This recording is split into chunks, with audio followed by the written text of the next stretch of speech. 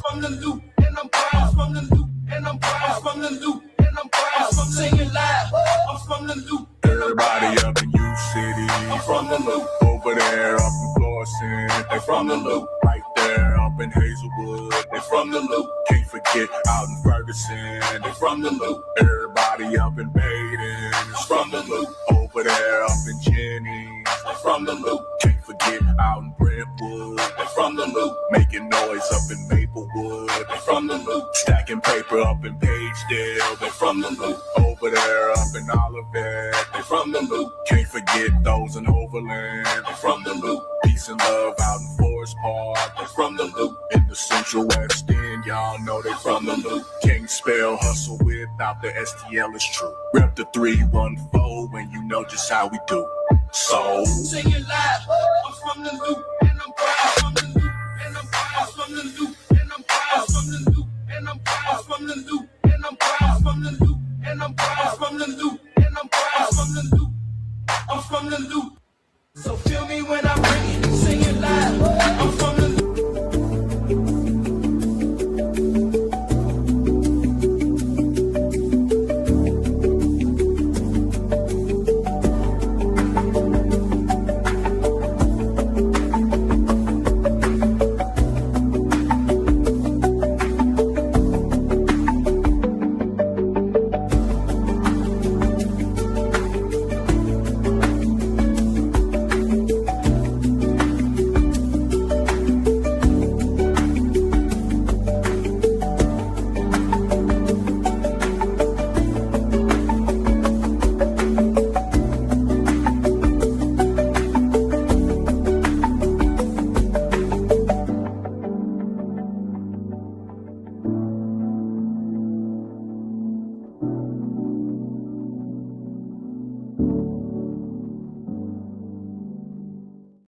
No, you done fucked up, don't you? No, no.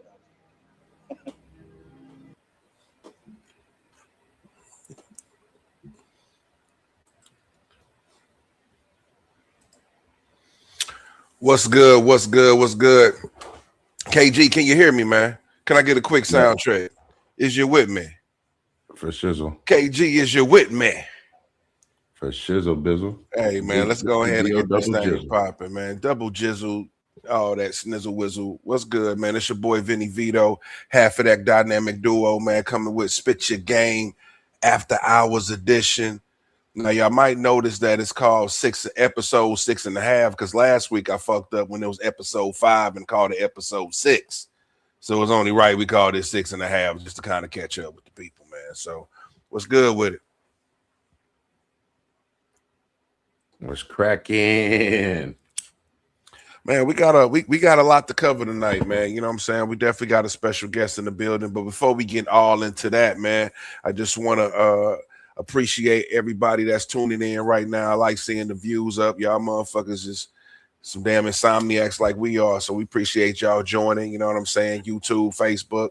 Appreciate all the love. We got a lot to go over tonight, man. We're gonna be able to get through this in a reasonable amount of time, man. Oh shit, he done fired up. It's over. We doing this for 4 hours. He done fired up. It's a wrap. We shall see, my brother. We shall see. No doubt, man. But listen, man, I want to go ahead and get his brother a proper introduction, man. For real, man. What we got here, we got somebody. He pretty much like a triple threat, man. We got a producer, artist, hairstylist to the stars, man. Somebody who has, been in this industry and has a lot of information to offer us, man. So this is perfect, man. But just to run off a few things this brother has been featured on, you know what I'm saying, or worked on the set. We got Running Point. I don't know if you peeped that one. That's like a little comedy. I've been checking that out. I didn't even know he worked on that one, but we got Michael. So you already know we definitely got to talk about the Michael movie, man. TV series Shrinking. Another TV series, the new Matlock. We got the movie Crime 101. TV show Grey's Anatomy. I know y'all know about Grey's Anatomy. Great show. Fallout, another great show. NCIS Origins, Vampirina, Teenage Vampire, Vogue World, Hollywood, Reasonable Doubt. I know y'all ladies know about the Reasonable Doubt series, man. So I mean, and the list just goes on and on. But without further ado, man, let me bring to the stage, man, Mr. Skip. What it do? What up? What up? What's happening, my brother? Yes, sir. Yes, sir. Yes, sir, man. Appreciate you. I'm glad to be here with y'all, man. Hey, man, it's an honor for you to be here, man. It's our pleasure, bro. And you one of the first guests on this After Hours series, man. So we appreciate it. You know what I'm saying? Hey, man, I appreciate you hitting me up, man. You know, when what was it? We ran into each other at the barbershop. August. Shout out to Game Changers. Yeah. We all was up in there. Reno was cutting you, and you know what I'm saying? We was up in there, you know, chopping it up. Facts. And I was like, man, you look familiar. And you was like, man, you do too. And I was telling you, was all like, oh shit, we Facebook friends. There we go. You know there we go. Crazy, bro. Crazy, man. I gotta ask you a question. It says, you know what? One of the reasons why we Facebook friends is because your last name Pettis, man.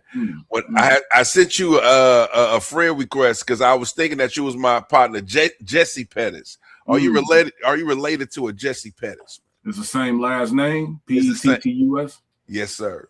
Probably, man. All right, man. I was like, damn, okay. But it's still from St. Louis. He from St. Louis? Yeah, he from St. Louis, man. With the went to East. Did you go to East? I went to East my freshman year. Okay, all right, there we go. That's where I went to East. I'm talking like 1990. I'm talking 1990. I went to East my freshman year, and then I went to Hazelwood Central, transferred there, and then graduated in 94.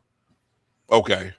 All right, so we definitely got some, you know what I'm saying, some of the same roots, man, going through, man. So, man, well, how did you go to and shit? I went to East, man. Okay, what year you graduate? I graduated 99, man, the best year, but we ain't got to get into that. You know what I'm saying? I'm trying my sister went to she graduated from 99 in Hazelwood Central and shit. Word, okay. Mm-hmm. That's a fact, man. You know what I'm saying? I don't know where the hell KG graduated from. I think he just came up on the scene, man. He didn't even go to school, man. That's how cool this nigga is. That's how cool you are. You don't even need. You too cool for school. What the fuck? High school, nigga. What? He incognito. Nigga, what? Nigga, you know, diploma. You got a diplomatic immunity, man. This nigga don't need no diploma. This nigga said he just popped up on the scene. Nah, man, that's a fact, man. You know, listen, it's a North Carolina. KG, what high school did you went to? I went to East. Okay. I just came up. I came out in 03. Okay. Well after you niggas, but you know. You know what's so crazy is I was a substitute teacher back during that time in 03 and 02. And I was up at East. Matter of fact, I remember being a substitute teacher and Hitman Hollow was in my class. Damn. Wow, that's up. And I remember I was giving you know, in high school, I was giving them like a math test or something. And this is around the time I was, you know, doing my thing in St. Louis. And I had mentioned something like, if y'all finish y'all test, I'll let y'all know who I produced for or something like that. And then one of the kids was like, Lil Howard, Lil Gerald, he rap. And I was like, oh yeah, this is when Hitman had hair. And I was like, man, go ahead. And I said, finish your test. I want to hear you spit. He was like, all right, bet. So he finished his test and he was done. And so I went, while the other kids was doing their test, whatever, I went in the back of the class where he was at, and I was like, go on and spit something. And then he was spitting something to me in the class, and come to find out we knew some of the same people on some music shit. And I was like, that's what's up, man. And so from there, I would just kind of see him every so often. And so it to me is wild seeing him where he is now, because I remember that kid in the classroom up at Hazelwood East. That's crazy. Did you know at that time when he did that he was gonna be who he was? Hell no. You know, like you just see another kid that's rapping. But the thing about it is, I knew that the people that he was associating with, you know, because he had mentioned Tar Boy, he had mentioned Murph. So I knew, like, okay, he's around you know what I mean? So he's around something, but I just didn't know that he would end up there once. I think in what was that, 2009? That's when him and Averb went out there to New York. They just went out there on the hum and started battling cats. Man, so that's where it began. And it was I got your guardian angel. What Verb say? I got your guardian angels ducking, man. Go ahead. Man. Right. I remember that. Yep. Because I've known Averb since like 2000. Matter of fact, I remember seeing Averb performing at what was that club down? It was like near downtown. This is like, I'm talking, man, it's like 2002. God damn. Averb 2001, 2002. I remember Averb back then. Damn. Shout out to Verb and Hitman. I just checked out, Hitman got a podcast. Him and his lady got a podcast. I checked it out. Pretty dope shit, man. So shout out to Hitman Holla, man. Still doing this thing, putting on for the town, man. What's also crazy is what was it, 2012? I was cutting in this barbershop in Sherman Oaks, and it was like a known shop where celebrities was coming all in there. Okay. And the director, Antoine Fuqua, he would come in there, and I would meet him. I would talk with Antoine. And this was when he was on the verge of doing the Tupac movie. Because before John Singleton was going to do it, Antoine Fuqua was going to do it. And so anyway, I was hearing that he was going to do the movie. So I was like, yo, it'd be crazy if he had got Hitman to audition to be Pop. Because Hitman kind of looked like damn, Pop. Hold on, man.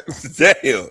That would have been some different shit right there. That would have been hard. So I told Antoine about Hitman. I even called Hitman and told him, like, wow. Hey, look, I can probably set this up to where you can audition to be Pop for the biopic that they're about to do, because I'm talking with the director. And but I think something happened to where John Singleton I think he dropped out, and then John Singleton was going to do it, and then he dropped out. And then I think what was it? I think Benny Boom ended up directing it or something like that. Yeah. But I was there in the very beginning because when I remember one day, man, coming from St. Louis, man, we just got this added preservative in us to where we like, man, fuck that. I'm gonna approach this nigga. So I'm outside, posted up before he was about to leave. And when he was leaving, I was outside. I said, Mr. Fuqua, I got something I want to ask you. He was like, what's going on? I was like, I said, it's September 6th, 1996. Tupac and Suge are in the car driving down the street in Vegas, headed to the club. A car pulls up to the side of them. I said, a car pulls up to the side of them. The window rolls down. And I was like, and I held my arm out, and I was like, and the arm comes out the window. This is the arm. And he said, what, you want to kill Pac? I said, hell yeah. Damn. Damn, okay. God damn. Yeah, because in my mind, I was already thinking they're not finna show the face of the person who's going. So what if he puts me in it to be the arm coming out the window? Wow. So from that day forward, every time I seen him, even when I worked on the Michael movie, I ran into him, and he remembered when I approached him about that back in 2011. That's dope. Damn, that every time he see you, man, he just do the arm shit like, yeah. He said, yeah, you want to kill Pop. You about to kill. Damn, man. Hey, that's hard though. That might be one of the dopest stories we heard on this motherfucker right here. Yeah, right up, man. Antoine, that was hard. Man. Hey, That's I mean, listen, bro. I mean, you just jumped straight into it, but that's what I really wanted to get into, man. How did you coming from St. Louis? You definitely mentioned that, and we already know how tough it can be to maneuver and come out of this region, bro. So, how did you link up to even get into that celebrity atmosphere? You know what I'm saying? How did that come about, bro? So so when I first got out here, I was working there. I ended up working at Walgreens. I'm stocking and sweeping up. Hustle shit. Folks ain't even calling me Skip no more. It was like, I'm Jason. You know what I'm saying? Jason, we need sweep up on aisle 5 type shit. It was like God took me away from what I was comfortable with and like put me in a space where it was like I was back down to the basics of who I am. And it was kind of reminding me of like it's just me and God out here. So what, you know what I mean? So it's kind of like a breaking down and building back up. So in the midst of me doing that, I was like, man, I want to like do something, because I was just going to work and I was just going to Walgreens and going to the crib, going to Walgreens. I was like, I didn't come all the way out here to just be working in the Walgreens. What's going on? So, man, I had a down moment, you know what I'm saying? Where I was, you know what I'm saying? Honestly, man, it was a whole other thing, man. But I was like visited by like an evil spirit. And after that incident had happened, I remember I pulled out the Bible and I said, God, you know what I'm saying? Like, protect me, you know what I'm saying? Like, guide me, protect me from whatever this energy, because coming out to LA, man, they call it a land of the angels, man, but it's also the land of the demons too. That's a fact. So you got to come out here and be fully protected, you know what I'm saying, spiritually. And so anyway, the spirit spoke to me, man. I'm very spiritual, you know what I'm saying? So the spirit spoke to me and said, send your resume out to these entertainment companies. So this was like the beginning of where you make a monthly payment of getting access to like entertainment companies. Got you. Yeah. So I paid that. And so I went on there and I was sending my resume out, you know what I'm saying? Like 50, I sent 50 resumes. I said, I'm gonna send these 50 resumes out. And then the spirit spoke to me and said, whatever one hits you back, that's the one you go to. And I sent 50 resumes out and one person hit me back. And it was a lady that worked in North Hollywood and Sherman Oaks. And she was a lady who had an entertainment blog company. So I hit her up. And so when I worked at Walgreens, I worked a week and then I would be off a week. So I hit her up and told her, hey, I want to know, can I come through there and intern with you? And she was like, I went over to her crib and she interviewed me. She said, yeah. So when you don't work at Walgreens and you basically come here and then you'll intern with me for the week, and then you go back. So I did that for 3 months. Man, it got to the point of doing that for 3 months. I was like, man, what am I? I'll never forget the day, man. I was like, man, what am I doing? Like, you know what I'm saying? Like, I just wanted to do something dealing with entertainment. You know what I'm saying? Whether at the time it was blogging. So anyway, as I was leaving her place one night, I busted a left on Ventura Boulevard, and as I looked to my right, I see a barbershop. Keep in mind, this is like February, so it gets dark early. So as I bust that left and I look to my right, I see the light on inside of a barbershop, and I see black people in there. I see black barbers in there, and I notice everyone's dressed with dress shirts and ties, and I see somebody in there sweeping, and I'm like, damn, it's a black barbershop over here. I was like, you know what? The next time I come back over here, when I leave and that light is on, I'm gonna pull over. Boom, a week goes by, I come back, I intern with that day, I leave, I go hit that left, look at that right, the light is on again. I said, all right, fuck it. Boom, pulled over, got out the car, went up in there. I asked one of the barbers, I said, yeah, is the owner here? He said, nah, he's not here. He was like, but I'll give you a card or whatever, his card. So he gave me his card. I went to the crib, I hit him up. I said, hey man, yeah, my name's Skip. I saw your barbershop, want to know if I can like come in there and woo woo. And he was like, well, can you cut? I was all like, yeah, I can cut. He was like, well, come in tomorrow, bring your clippers, I'm gonna see what you do. I was like, all right, bet. The next day I come in there.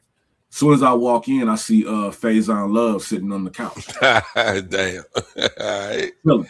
Yeah, I'm like, damn, big worm. I'm like, what? He in there talking to the owner and shit. So he's like, what's up, man? So the owner's like, what's up, man? His name's Twain. I said, can't call him, man. He said, yeah, man, just set your stuff up, man. First client come in, I'm gonna have you cut him. First walk in, come in, man, you cut him. So walk in comes in, I cut him, boom, boom, boom. Finish. He's like, well, when can you start? I said, shit, you tell me. He said, you start tomorrow. I was like, bet.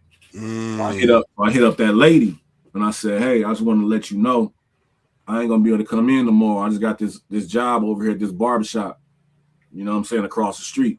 She was like, usually when people intern with me, they got to give me a 2 weeks notice, but because I like you, I'll go ahead and let you go. So boom, the next day I started. When I went in there that day, a few of the barbers came up to me and they was like, are you starstruck? You get starstruck? I was like, nah. They was like, all right, just want to let you know because a lot of them come in here. So boom, next thing I know, they was coming in. Fast forward, I'm still working part-time at Walgreens and I'm working at this barbershop. So I would usually leave around 5 o'clock. The owner told me, he said, listen, man, because I'm pretty much paying $300 boot rent. I'm getting my money from Walgreens to basically pay boot rent. Mm-hmm. I'm robbing Peter to pay Paul. Exactly. He was like, listen, man, you be leaving at the time when the people be coming in. You got to make a decision on what it is you want to do. You got to take that leap, whatever it is you're trying to do. So I decided, you know what? I'm done with Walgreens. I'm not done with Walgreens, but I'm going to basically change up my shift. I think I was done. I think I quit. And I said, I quit. And I was pretty much there, open to close. Now, fast forward. Keep in mind, this is like March 2011. I was in an 8-year relationship, bro, back in St. Louis. Lived in Overland. Me and my ex lived in Overland, all that shit. I left the relationship. I wanted to, because I was like, man, it's one of those things. It's like, do I want to basically, continue this relationship and have, be married, have kids, and be sitting in my recliner at age 60, 7 years old, wondering what if I did go, or do I want to just take that leap of faith and just go? So anyway, I told her anyway, so I left. She came out to visit me that summer for like a week, whatever, and just to see what I was on. We was out there. I'll never forget, man. We went out to Manhattan Beach, and we was at the ocean, and the sun was setting over the mountains. We looking around. We got our feet in the sand. It's dark. Stars is out. Moon is out. Sun setting. Perfect view. I said, damn, look at this. Ain't this beautiful? She said, yeah. She said, wow. Yeah, it is. So when you coming back? Damn. I knew. Damn. And that's what I knew. Yeah. That's what I knew. That wasn't your path right there. Yeah. Because I began to realize there is no limit to this journey. I got to basically live in the journey, right? If I want something to crack. That was in July 2011. I'll say fast forward, man, October 2011, let's say 2 or 3 months later, I'm in the shop chilling. The owner of the shop, he's like, hey, Skip. I said, yeah. He said, Blair Underwood's coming in at 5:30 and you cutting him. Come on now. All right. Blair comes in. He comes in. He's like, yeah, I'm here for Skip. I was at my station. I said, yeah, I'm over here.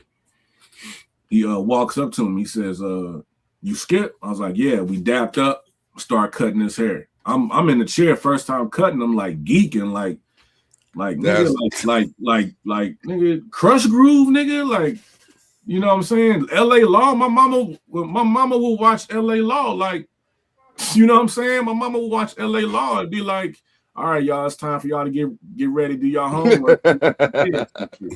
Here I am. This dude's in my. Keep in mind, I'm remembering back looking at the Crush Groove album cover. This is one of my first hip hop albums I had on vinyl, and looking at the back and seeing everybody on the front cover, seeing Fat Boys, Sheila E, Run DMC, Curtis Blow, seeing all them on the front cover. But I'm like, but who is this dude in the middle?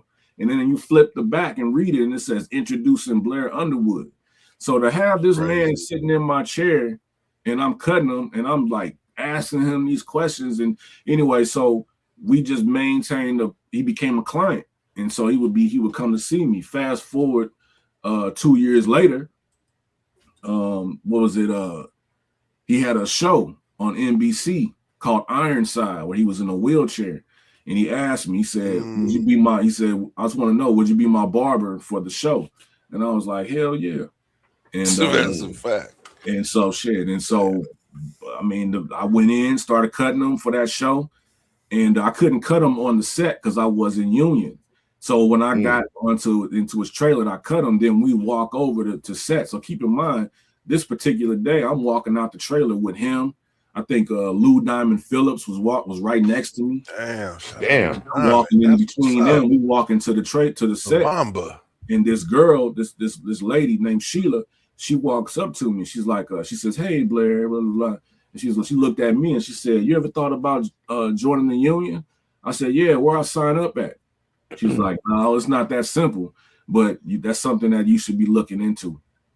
And so that's where my journey into becoming where I am in the TV and film industry as a barber, hairstylist. That's where it began. Man, bro, and listen, I'm just gonna go through a few pictures, man, and kind of just give me a little background. You know what I'm saying? When working with some of these people, man, because when I saw this, my man is over here chilling with Carl Lewis, man. Yeah. How was that, man? You know what I'm saying? Olympic champion Carl Lewis, bro.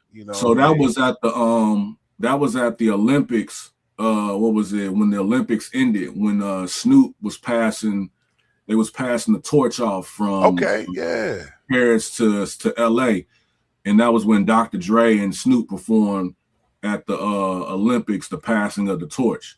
So that particular day, they brought like a lot of the people from the Olympics, from the previous Olympics, out to that. And that was the day I cut Carl Lewis and I cut Sugar Ray Leonard. That's hard. That's super hard, bro. Straight up. Is that picture of Sugar Ray Leonard right up on there? I'm trying to find that. So if you go back to the Carl Lewis one, scroll over. Let me find it, man. I know I got that one. You just came back from bro. There we go. There we go, man. The man, the myth, man. Sugar Ray motherfucking Leonard, man. And I was about to ask you too. I think, you know what I'm saying, has there ever been a moment where you know what I'm saying, got fanned out? Like, man, honestly, I know you kind of alluded to that with Blair Underwood, but has there been anybody else like, damn, I can't believe this guy's sitting in my chair right now? I think Cat Williams was one, man. But it's like honestly, it's like when you in that space, there you go. When you in that space, it's like you just kind of it's like I'm doing what I'm there to do first and foremost. Facts. Yeah. So I'm not looking at it from a fanned out moment. You know what I mean? It's like I'm providing a service for you. Facts. That's super dope, man. I mean, listen, I think, most of us regard people like Cat Williams to be in that upper echelons of comedians, man. So the thing about it, like, for instance, that picture right there with Cat, like, that was a wig. So that was a wig put on. That was for the movie, what was it? 2 Minutes of Fame with Jay Farrell and damn, I forgot old boy's name. You see him, he be in a lot of stuff too. But so that was a wig I was shaping up on Cat Williams for the scene he was doing. Okay. That's super dope, bro. That's super dope. So let me ask this, man, because I know there might be some actors that you might be, working on that might just be chilling. Maybe they might be in a mode. They might not be too talkative. But has there been anybody to maybe give you some gems, man, to drop some knowledge, something that might have stuck with you? So I remember I cut Leon. Shout out to Leon. Ain't nobody come to see you, Otis. Yeah. Ain't nobody come to see you, Otis. Yeah, I was cutting up Leon for this BET movie I did in 2018. And I'll never forget, I was in the room with him, and it's just me and him. And I'm basically cutting his hair, and I'm just like, man, this is before I became union or any of that. I'm just trying to like work my way up. And I was like, man, I'm just trying to just get on, you know what I'm saying? Like kind of looking at it from like the music space, like when like, I'm trying to just get on. And I'll never forget, he looked at me, like he looked straight ahead, the mirror is right there. He looked straight ahead into the mirror, and he looked at me, he said, you already on. Now you keep in mind, this is Leon. Man. You know how he be in his right in his mode, right? Yeah. He said it just like how you would imagine him saying it. And I looked at him in the mirror, and I was like, damn, you already on. That's fire. That's dope, bro. Damn, man. Man, that's what I'm saying, man. That's the thing, man. Like, I'm glad, like, I wanted to sit down with you, man, because I'm like, man, the shit that I be like going through all these years. I'm a very humble dude. I don't really talk like a whole lot, flexing and all this shit, but I feel like, but I have a good ass memory, and I remember like every single thing, you know what I'm saying? So to be able to be sitting here in the conversation with you, I'm an open book. No, that's super dope, bro. And that's why I definitely wanted to have you on, man, because I know you got a wealth of knowledge, you know what I'm saying? And for people that's aspiring to get in that industry, you know what I'm saying? I think it's important, man. Because, bro, I ain't gonna lie, dog. It's an inspiration when I'm looking at your page, bro, and I see you working with different people, different personalities, different celebrities, like, and you coming from the same soil that I came from, so it's inspirational, bro. So like that's I say, that's why I be like, from Hazelwood to Hollywood. Listen, and man. The thing about it is I grew up in Florissant. You feel me? Like, I grew up in Heatherton. You feel what I'm saying? Like, so for me, I was like, damn, so I call it from Heatherton to Hollywood, but I was like, that kind of limits it to just the neighborhood. But by me saying Hazelwood, that's me thinking about Hazelwood School District, the buses. Because I remember I started cutting when I went to Kirby. 13 Damn, man. Come on, man. I started cutting hair at Kirby. And I would always see the buses. The buses didn't say Kirby Junior High School. The buses said Hazelwood School District. That's a fact. Yeah. So I'm like, from Hazelwood to Hollywood. Church. That's hard. You feel me? Church. That's a man, fact, what I'm trying bro. to tell you, man. Listen, man, I got a story. Listen, trip off this though. So, you know, like back in like we talking 89, 90, right? You got, remember the kid group, the boys. Oh, hey, come on, man. Come on now. Down my heart. Lucky Charms. So anyway, as a kid, I'm looking at their haircuts. Hell no. I'm like, man, they got the stars, they got the designs. Yep. I'm like, damn, they kids like me.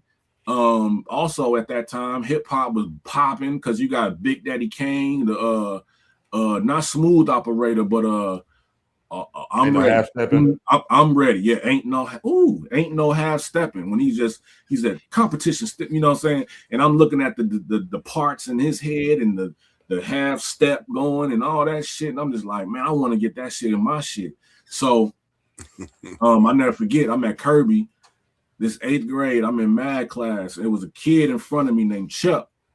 His real name Larry Williams, man. And every time, like I said, man, these are certain cats that like inspire me. So like I'm saying, he would always sit in front of me, and he had a low cut waves, and he would always have designs in his head. Like, so if Monday came after the weekend, he got this fresh design in his head, and I'm sitting right behind him, so I'm looking at it. By that Friday, the design would be blurred out, but it'd be some other design going on in this shit.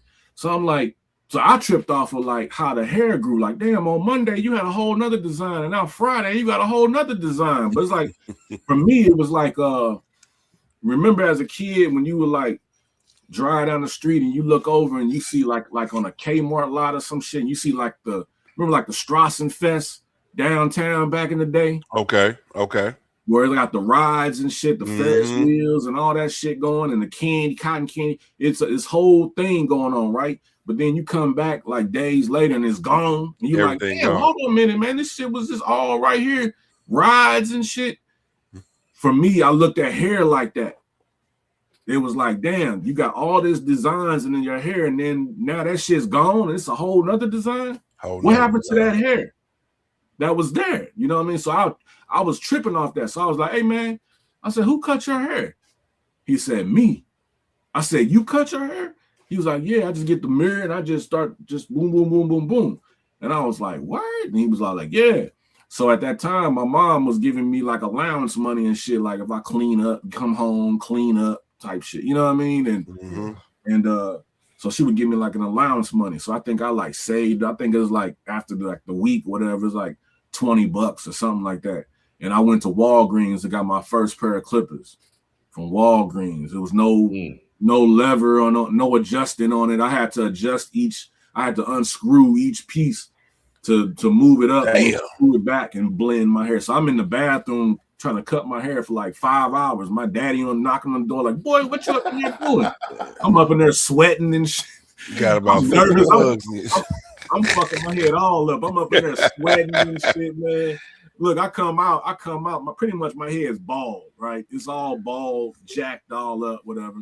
I'll never forget. He's like, now you're going to go to school with your hair like that.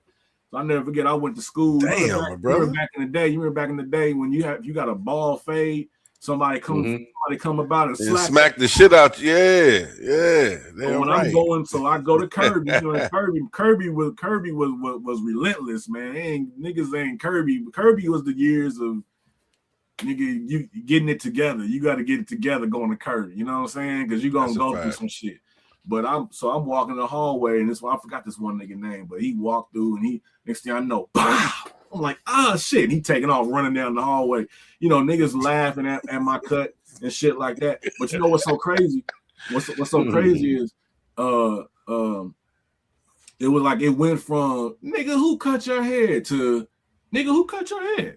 Damn. And I don't know when it seemed like the window for that, I think, was a short window. It wasn't too much longer because I was cutting my hair like every 2-3 days. I was doing something to my head. And it just got to the point. And then I also had a homeboy that went to East. So if I'm at Kirby in 8th grade, he's a sophomore at East. So I'm cutting his hair, putting designs in his head. So he was going to East. That's your advertisement. And people were seeing his cuts. Yeah. To where when I came to East my freshman year, he introduced me, like, yeah, it's my boy who's been putting all the designs on my head. So that's how I started cutting cats up at East and shit too. Man, well, that, you know, one thing I do want to talk about, bro, is, you know, from that moment to now, you know what I'm saying? I saw that you was working on the set of Michael, you know what I mean? Yeah. You know, that this motherfucking movie is blowing the hell up. Everybody's excited about it. You know what I'm saying? This is definitely like it's almost like Black Panther, like how Black Panther was. Exactly. You know what I'm saying? Like a straight up time in history, man. Like a little, you know, moment in history, I should say. So, man, how was that, man? Working on the set of Michael, man. I got a little footage right here. Yeah. You know what I'm saying? Of some of the get down of the Michael set, bro. But how was it being there? You know what I'm saying? What was the energy like being on set of that? Man, let me tell you something, man. You could feel the energy. When it's like one of those, it's like I already knew, like, okay, some Michael, this, you know, it's gonna be some big shit. But to actually go on set and seeing him performing, wow. And I'm not talking like y'all saw like the movie, right? But imagine we talking 12, 14-hour days where he's constantly dancing. I'm like, he going through some, he gotta be going through some rigorous. I'm telling you, man, like I take my hat off to them actors, man, because for him to be doing all that shit and for it to look like how it looks on camera, but the days be long, man. The days be 14 hours, 16-hour days. That's crazy. So for him, like, I remember my first time going to set, my first time working on it was the performance of the Jackson 5 victory show when he announced that this is the last time you're gonna see this the farewell tour. Went solo on that ass. That was my first day working on set, and I never forget when I walked the set and actually saw that on the monitor, them performing. You felt like you was at the victory tour because everybody looked like 1984. And that's one of the things I wanted to ask you, bro. When you witnessed it, did you see the transformation? Did you see Michael in Jafar's performances? Did you know what I'm saying? I'll tell you this, some behind the scenes shit. They said Jermaine came to set when he saw him perform, he cried. He had to leave set. Damn. To cry. That's hard. Because he saw Michael and his son on that stage performing. It was one of those things, man. The thing about it was the makeup and the hair in the main hair trailer did a damn good job because that day when he did the victory tour with his brothers, victory show with his brothers, the next day was the last scene of the movie when he was performing Bad. Wow. So the makeup, the hair, everything was different That's the crazy. next day. And I'm like, damn, he looked like Michael from the Bad era the next day. Like, so yeah, they did all the performance scenes first in the movie. Okay. Okay. Then they stopped the filming. The film had wrapped. This was in when all that was done. This was like April 2020. This was like when it wrapped, it was like June 2025. Okay. 2024. They came back in June 2025 and filmed additional footage. And when I came back, and that's when they filmed the Beat It part. When he went in there with the Crips and all that. That was filmed. That was filmed last July. I just watched that video, I ain't gonna lie, 2 days ago, and I definitely saw the Crips in the video. They was definitely in the video. Yeah, you know what I'm saying? I was there. I was there that day when they filmed it. That was like a 15-hour day. Damn. Well, listen, bro. One thing our viewers want to know: you mentioned Jermaine Jackson. We know you were hairstylist to the stars, but we got to know something. Are you responsible for this? Hell no. We gotta just let people know that you're not responsible for this, man. I just wanted to clear your name. This was not your creation.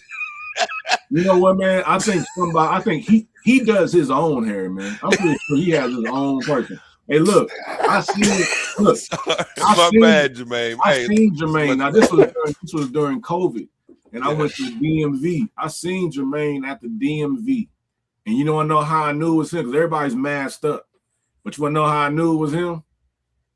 What was how's that, bro? Because of the hair. God damn. And when I saw him, I said, he walked past me, and I said, I just want to say thank you, man. And he was all like, appreciate that, thank you. And he just kept walking. Wow. Matter of fact, looking back at it, like low key, I think maybe Jafar was with him because I remember it was another boy, like a son or somebody with him. Now that I think about it, I don't know how many kids he got, but I remember it was a woman and it was a light skinned, like tall boy with him. I'm talking this was like 2021. Damn. Man, it may have been crazy. Jafar. You know what I mean? Well, everybody's masked up, so you didn't really, you know what I mean? But you definitely saw that. I saw that. You saw the haircut. You can't miss that, man. My man got the Star Trek going. He does that. Man. He does that. He does that, man. Come on, man. You don't got no barber, no hairstyle. That's no, bro. That's too original, man. Yo, we got Young Fresh Esquire in the building. One man commented, he said the Michael movie is cute and all, but where the Prince movie, even better, the Prince versus Michael movie. Damn, they're gonna do a Prince movie. They got to. But this man, he want to see them battle. This nigga want to see them go at each other like Freddie versus Jason. Damn. Yeah. Go watch Tours from the Tour. Tales from the Tour bus. You'll see that. With him and Rick James. Yeah, and Prince versus Michael too. They kind of got a little bit, not like a lot, but yeah, a little bit. I mean, who y'all think? Now I know back when I was like 7 or 8 years old, that was the big talk of the town. Who better, man? Michael or Prince? Come on, man. Who y'all think is better, man? Michael or Prince? KG, you first on that one. That's all you, bro. Prince is the better all around artist, like musician, but Michael is the better performer. Yeah. Mike, you know what I'm saying, had a certain presence. Both of them got a certain presence. But yeah, Prince is an overall musician, wrote his songs, produced them. You know what I'm saying? He was like all inclusive to his own shit. His own sound. Nah, that's a fact, bro. That is a fact, man. I gotta agree with that, bro. You know what I'm saying? Normally we don't agree, but I gotta agree with that. I think Michael Jackson is definitely the better performer. You know what I'm saying? He just got a certain magic when he performed, man. You know what I mean? But Prince, man, all around, because Prince is a great performer too. Let's not get it twisted. You know what I'm saying? But it's just a different type of performance. He's a different kind of performance. Yeah, it's a different type of energy, man. But let's keep this energy, bro. And if you know what I'm saying, if you can chill with us, you know, I definitely want to get your opinion on a few things in hip hop. KG wanted to bring this to the table, man. So let me go ahead and share this, brother. What is the best album? 1997. We already know the 90s is the golden era of hip hop for sure. 97 was a huge year. You know what I'm saying? For and now looking at this list, is really biased too. It's like the South versus the East Coast. That's how it always was. But KG, I'm gonna have you go first, man. You know what I'm saying? You bring this to the table, man. Which is your best album from 97? I'm guessing all these albums dropped in 97. So what is your pick on this? I already know where you're going, but go ahead. Well, the Camp Low wasn't 97. The Camp Low was 96. Was that 96? Okay. They fucking up, man. Look at us, man. We got fucked up props on this show. Yeah, man. with the Lucini pulling up the sky. Yeah, this is it. What? Oh yeah, that's 96. Black Nostalgia, all that That's 96. shit. That's 96. Damn. So I guess Lucini, Camp Low's already out that motherfucker. So out the three, we got Puffy, Master P, and Capone and Noriega, man. Which ones out of that three would y'all choose? It still say 97 on title, so I don't know. Really? It say 97 on title? Okay. Yeah, I'm gonna Google that shit. But Google that shit real quick. Okay. I mean, because either 96, 97 definitely sound about right. Still the same type year. I'm going with Master P. I already knew. I knew you was going that. I already knew. Make him say, Master. Hey, Ghetto P, nigga, hang up the motherfucking phone. Hey, but you know, Ghetto Dope moved through St. Louis it was like wildfire. Everybody was bumping that was 97. I guess that must have been their second album. Maybe that single dropped in 96, but the album dropped in 97. It's the day. Okay, you know what it is? It came out January 28, 97. Oh, that's what it is. That was back when they had the singles popping before they dropped. Right. Yeah, the singles be running damn near a year sometimes for that album drop. You know, right. That's a fact. Okay. I mean, for me, with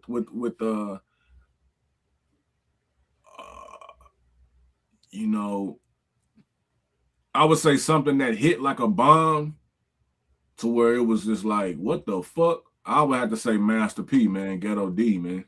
Mm-hmm. The way that Capone Noriega, don't get me wrong, that's Capone Noriega, you know what I'm saying? War Report, definitely the debut album, classic material. That definitely with Camp Low, Uptown Saturday Night, that was their debut, you know what I'm saying? Lucini, you know what I'm saying? And definitely after the death of Biggie, Puffy came with No Way Out, but it was like, you know, Puffy, you know, I don't know, Puffy was just kind of like corny in a way, so it wasn't like, it was like he just kind of going off of the fact that after Biggie died and trying to keep it going. So for me, Master P was the one that kind of came on the scene on some different shit, on some and doing all that, and had the Ghetto D VHS, the short film with it and shit. That's a fact. Yeah, Ghetto D. I mean, I think that's the one that got Bourbons and Lax on that. You know what I'm saying? Yeah. And keep in mind, during this time, I'm up at Lincoln. That's what every nigga around there was bumping Ghetto D. Master you know, P being up at Lincoln in 97? That's all I was hearing. Well, this might be the first unanimous vote we got on this one, because I'm gonna have to go with Master P, Ghetto Dope too, bro. I just, you know, I think Puffy might have been I don't know. That Camp Low album was dope. You got Black Nostalgia on there, Coolie High. You know, there's a lot of dope shit on there. Plus, you know, Camp Low was just different. Yeah. They was different from everybody else at that time. But that Puffy album, even though we know Puffy was corny, but he did have some heavy hitters on there. You got Young G's that had Biggie and Jay-Z on it. You got the track. Wasn't this all about the Benjamins? Yeah, All About the Benjamins is on this one. Been Around the World is on this one. You know, it had a lot of hits on there. For sure. I'll be missing you. Big Papa. But that was Missing You, all that shit. Yeah, Missing You was on there. Now that we always love Big Papa was on the Biggie album. That was Born Again, I believe. Oh, that was?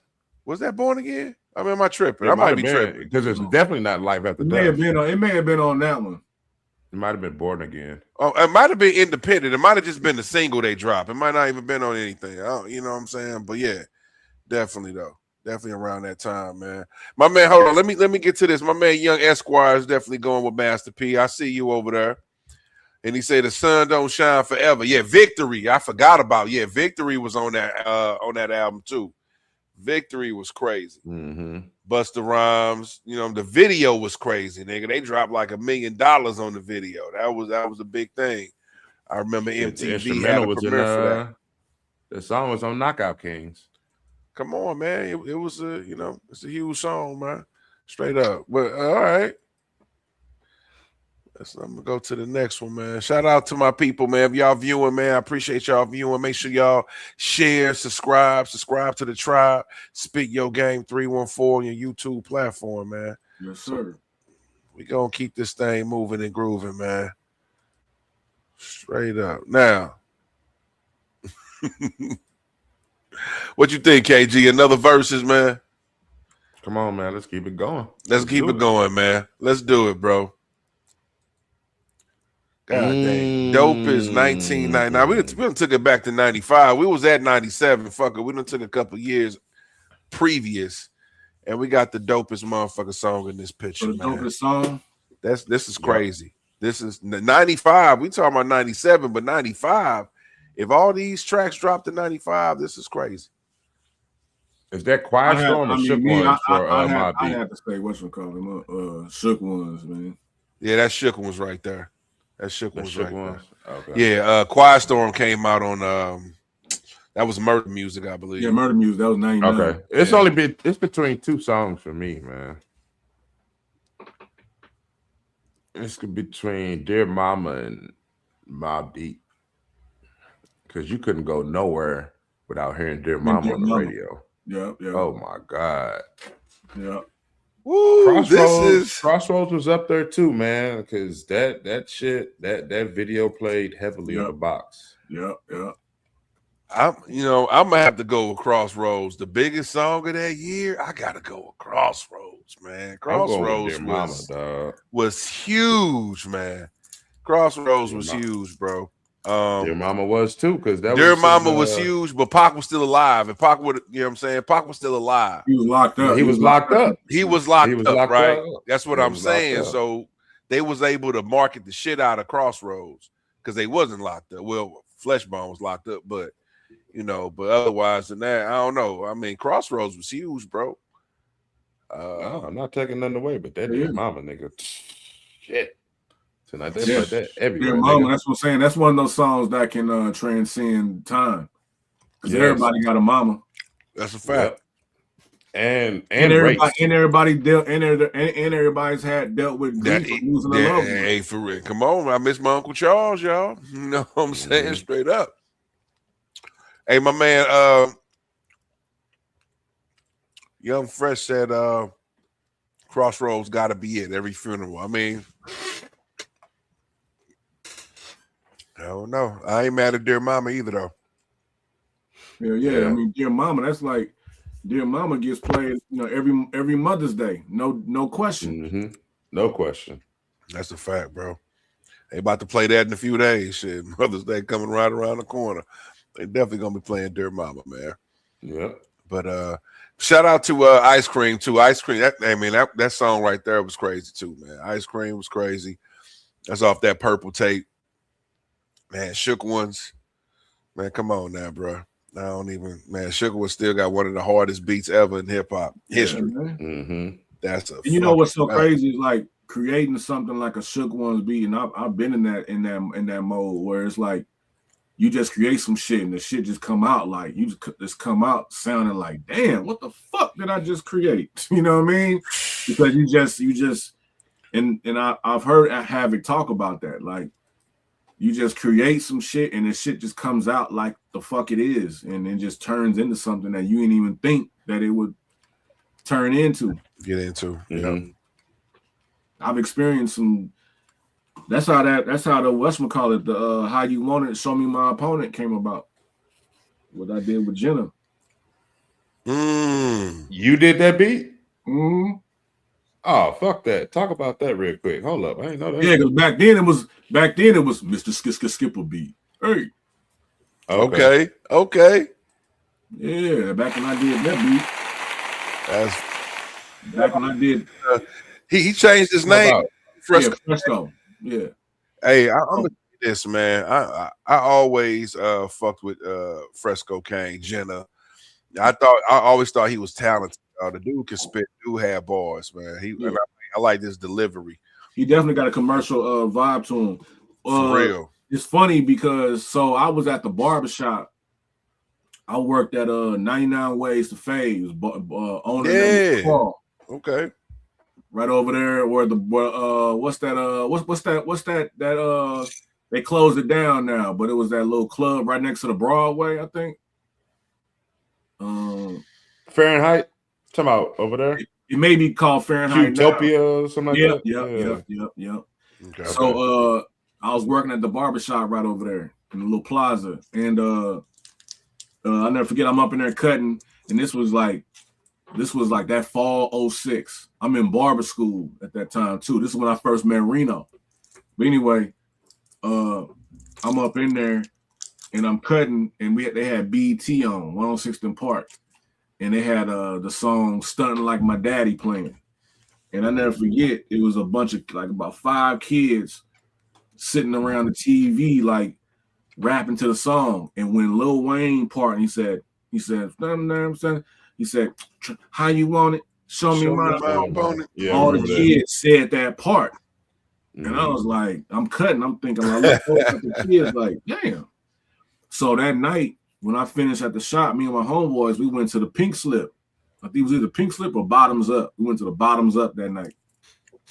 So I'm up in the club, and I was just like, I was more so like studying like the energy, the vibe, seeing the chicks on the stage, seeing the energy. And I'll never forget, we left and I went to the crib and I was like, man, I'm finna make a beat and I'm finna put that "How You Want It, Show Me My Opponent" up in there. And I'm finna make the beat on some simple shit, no melodies, and I'm gonna just have a little I'm gonna just have that going throughout and just make sure that 808 hit. And I did the beat. I'll never forget. I came back to barber school because me and Reno, all of us was in barber school, and I had each of them niggas come out to the car. Hey man, come check this beat out, man. Reno came out there. Everybody was coming out there to the car to hear the beat just by itself, and everybody was like, "Man, this beat hard. This beat hard." And I'm like, "For real?" They're like, "This beat hard. Who you trying to get on it?" I was like, "Shit, I don't know." So at that time, I'm working with Coco that got the mob out. Coco's a very. I've known Coco since he was like 5 years old because he's my homeboy's little cousin. So, the matter of fact, I don't know if y'all know Neck Jerker, who just passed. He the one that made the Mob Out beat. Okay. So and this was like 2003. My homeboy hit me and he was like, "Yo, man, my cousin trying to get some things going in St. Louis. He don't know where to turn, blah, blah, blah. Maybe you can lead him in the right direction." Now, this was around the time when Chingy had just came out. I think Quan was about to come out. This was the Neptunes was popping, Track Boys, Track Stars, Basement Beat, with J.E. So I knew at the time I'm like hanging around. I'm going over Big Mix crib, which is Neck Jerk. I'm going over Big Mix crib. And I'm like, "Yo," I holler at Coco. I tell him, I was like, "Yo, I'm gonna go holler at my peoples, blah, blah, blah, blah." I go holler at Mick. I'm like, "Yo, man, I think I got this artist that we can produce. Me and you link up and produce them, like how Track Boys got Quan, Track Stars got Chingy. Yeah. We can come together and produce him, this guy. So boom, we set up a meeting, have Coco come to the crib. I wanted Coco to meet Mick. They met. He liked his vibe. Coco left. I said, man, we should just link up as a production duo and call ourselves the Neck Jerkers.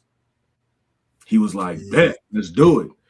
In the process of that happening, nothing was coming about of it. Mick was always the kind of person, he would link, he would collab, but he was also an individual doing his own thing. And I was too.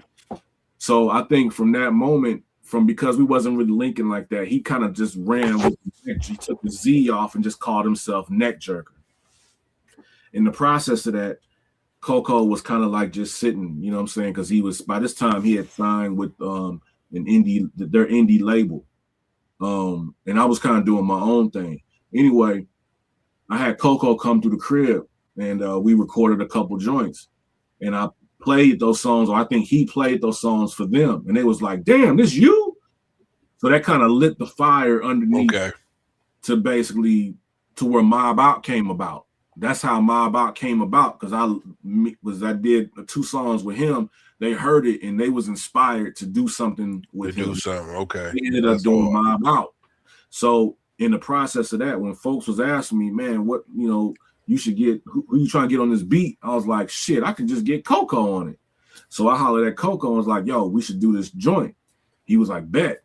He was like, man, but who you want to get with? I said, we should have a feature on it. He was like, who you want to feature? I said, we was talking about getting somebody from the Bangers, because the Bangers was popping out at that time. Mm-hmm. And run up, get done up. Run up, get done up. Getting somebody from the Bangers. I was like, but you know what, though? I could probably holler at Jenna and get him on it. He said, big cuz, if you can get him on it, that'd be dope. Woo woo. So I hit up Jenna. I'm like, yo, I want to get you on this record. He was like, all right, bet. He was like, man, he said, I said, come by the studio over at Mick crib, Neck Jerker crib. He was like, bet. Nigga, just bring me some Funyuns and an orange vest, nigga. Or some shit, like a bring me some Funyuns and a Gatorade or some shit. And I was like, all right, bet. We go over to Neck Jerker crib. Jenna laid down his verse. Some kind of way, I got a hold of the copy, and I ended up letting my guy, O'Shea, hold it. I mean, he got a copy of it. One day, Wally comes over to O'Shea crib, and he plays the song for Wally. Wally was like from Basement Beats. Yeah. Wally was like, yo, who the fuck is this? And he was like, yo, this Jenna. He said, who did the beat? He's like, Skip. Wally immediately hit me. I was like, yo, we want to get that beat for Jenna. I was like, boom, let's do it. So I kind of went with the moment of, do I let Coco and them hold the beat and it just be on the do I link with Basement Beats and get it played up at the club and on the radio? Exactly. So I went that route. And so if you ever listen to that song, you still hear Coco in the hook talking about where they at. Or do you still hear him in there in the hook part? Damn, that's hard, bro. Damn, shout out, man. Shout that out, bro. That's what's up. Shout out to Jenna. Fresco Kane. It's crazy because I remember when I would be up in the barbershop and niggas was coming in like, man, you missed the skip a beat. Like, you did that job. Like, man, what you doing up in here? Like, it's like the perception of niggas. Yeah, right. Because you got a song on radio, like, I can't be up in here cutting no hair. Like, I'm like, motherfuckers thought you made it already. Yeah, I'm like, what's going on? Cutting, nigga. They looking for your Bentley outside, man. You know what I'm saying? Your shit got leathers. It don't work like that. You know what I'm saying? I mean, but I was definitely enjoying the feeling of going into the club and the DJ. This, keep in mind, man, this is like 2008, 2009. I go up in the club. And as soon as I go up in the club, I forgot what club it was. And then the DJ be like, Mr. Skipper beat in the building, y'all. And then they play the record and I'm looking over and I'm seeing, hey, look, I remember, man, going to the Beano on the east side. And I'm good with dates, man. This is like 2000. This is like 2000. We already did the Where They At record. Matter of fact, they played it. This 2007. I'm in the Beano. I'm in there with the the Sugar Hill Gang was in town. And we was over at the Beano with the Sugar Hill Gang in the VIP section where it's like kind of sectioned off, whatever, like closed in wall and shit. But you can look through the window and see the club. Okay. Mhm. So we over there, man. By this time, I ain't smoked weed in like, I don't know, man, 7 years at that point. So Okay. they passing around a blunt. I'm like, man, nigga, I'm in the motherfucking club, Sugar Hill Gang, nigga.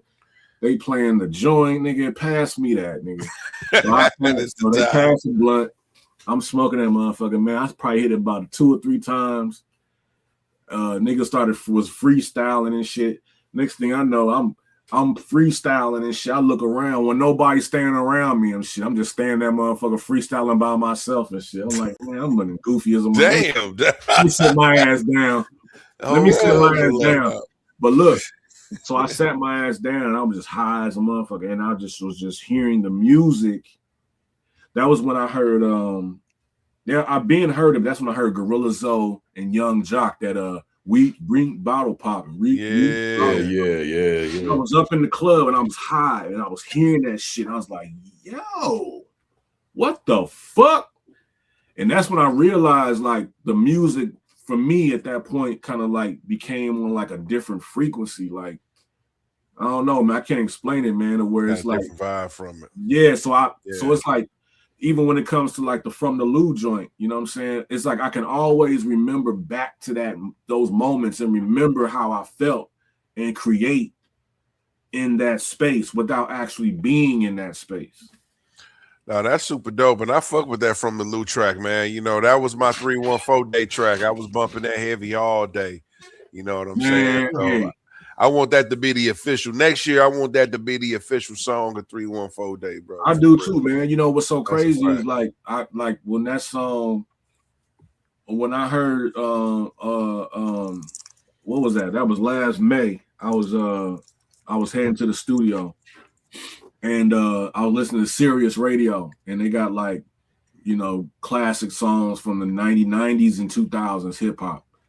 And they were obviously, you know, you would hear Country Grammar would come on, Jaquan's Tipsy would come on, Chingy's Right There would come on. So I'm studying the song, listening to them now, like what made these songs hot back then, right? I'm just listening to it.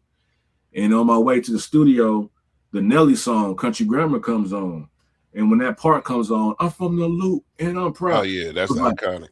That always, even from the time it first came out, no matter where you are in the world, anytime you hear that part, you being from St. Louis, you're gonna feel it. You're gonna say that shit. Right. You're gonna feel like, yeah, like hell yeah. Like, you know what I'm saying? Mm-hmm. So I'm driving to the studio and it just hit me like how you want it, show me my opponent. I'm like, man, fuck that. I'm finna. Mm-hmm. So I basically got to the studio, which is here, right here. I recorded the shit right here. So I got to the studio and I pretty much brought that up because, you know what I'm saying, now you can stem, you know what I'm saying, you can take the vocals out or take the music out and have this. The days of waiting on the acapella is over. Right, you don't need that, exactly, yeah. So I brought the song up, stemmed it out, took that, I'm from the loop, and I'm from the loop, and I pretty much built the beat around that to where the kick, the snare, there's no hi-hats. That's why on that song there's no hi-hats. Because I felt like with hi-hats kind of puts a time period on it. Because if I would took the hi-hats and did the trap hi-hats, then you would automatically think trap, which you automatically put a time stamp to it. I didn't want to do any hi-hats because I didn't want to put no time stamp to how how it sounds sonically. Okay. So there's no hi-hat. So I just did the drums and I had that going. And then I was like, well, what melody could I use to offset that hook? And I just I just played the melody around that hook. And when I would take the hook out, then I pretty much was like, so originally that song was for another artist, St. Louis artist. So I was like, I think this could work for this artist. And so I pretty much was like using that as like a reference. Like this is what they can say, this is what they can do on the track. So in the midst of me recording it, I'm like, hold on a minute, I'm gonna just use this shit for me. Fuck all that shit. Hey, you know what? Will be super dope. It will be like a St. Louis remix on that motherfucker. You know what I'm saying? A collection of St. Louis artists. That You know would what I be mean? dope, man. That would be Real. dope, man. But you know how St. Louis artists be. Yeah. They you know, once again, it's like it's the show me state. They want to see it reach a point to then before they jump on it. Facts. I get hit up to where people like, oh man, let me get on a remix. Like, to where I gotta have folks. I can't reach out to folks like, hey, I want you on this remix. They gotta reach out to me saying they want to get on the remix for it to actually happen. Yeah, it's a little different. You know what I'm saying? It's different. Well, listen, we're gonna keep this producer energy going, man, because I definitely gotta have your opinion on this one, man. Speaking of producers, we gotta go to Just Blaze, man. I just want to know y'all opinion, man. Let me know if y'all can see that. But which Just Blaze beat is the best out of the four? Zoom in a little bit. I'm gonna zoom in. Yeah, I'm doing that right now. Zooming in right now. Hold on, let me zoom back out a little Kobe, baby, you don't know. You got Show Me What You Got, and you got public service announcement, Jay-Z. I mean, whoever want to jump in on this one, man. Which one is the best Just Blaze? What you waiting for? What's that? That's Encore, I think. Hold on, no. Encore, right? No, that's not Encore. That's I'm sorry. That's You're Not Entertained.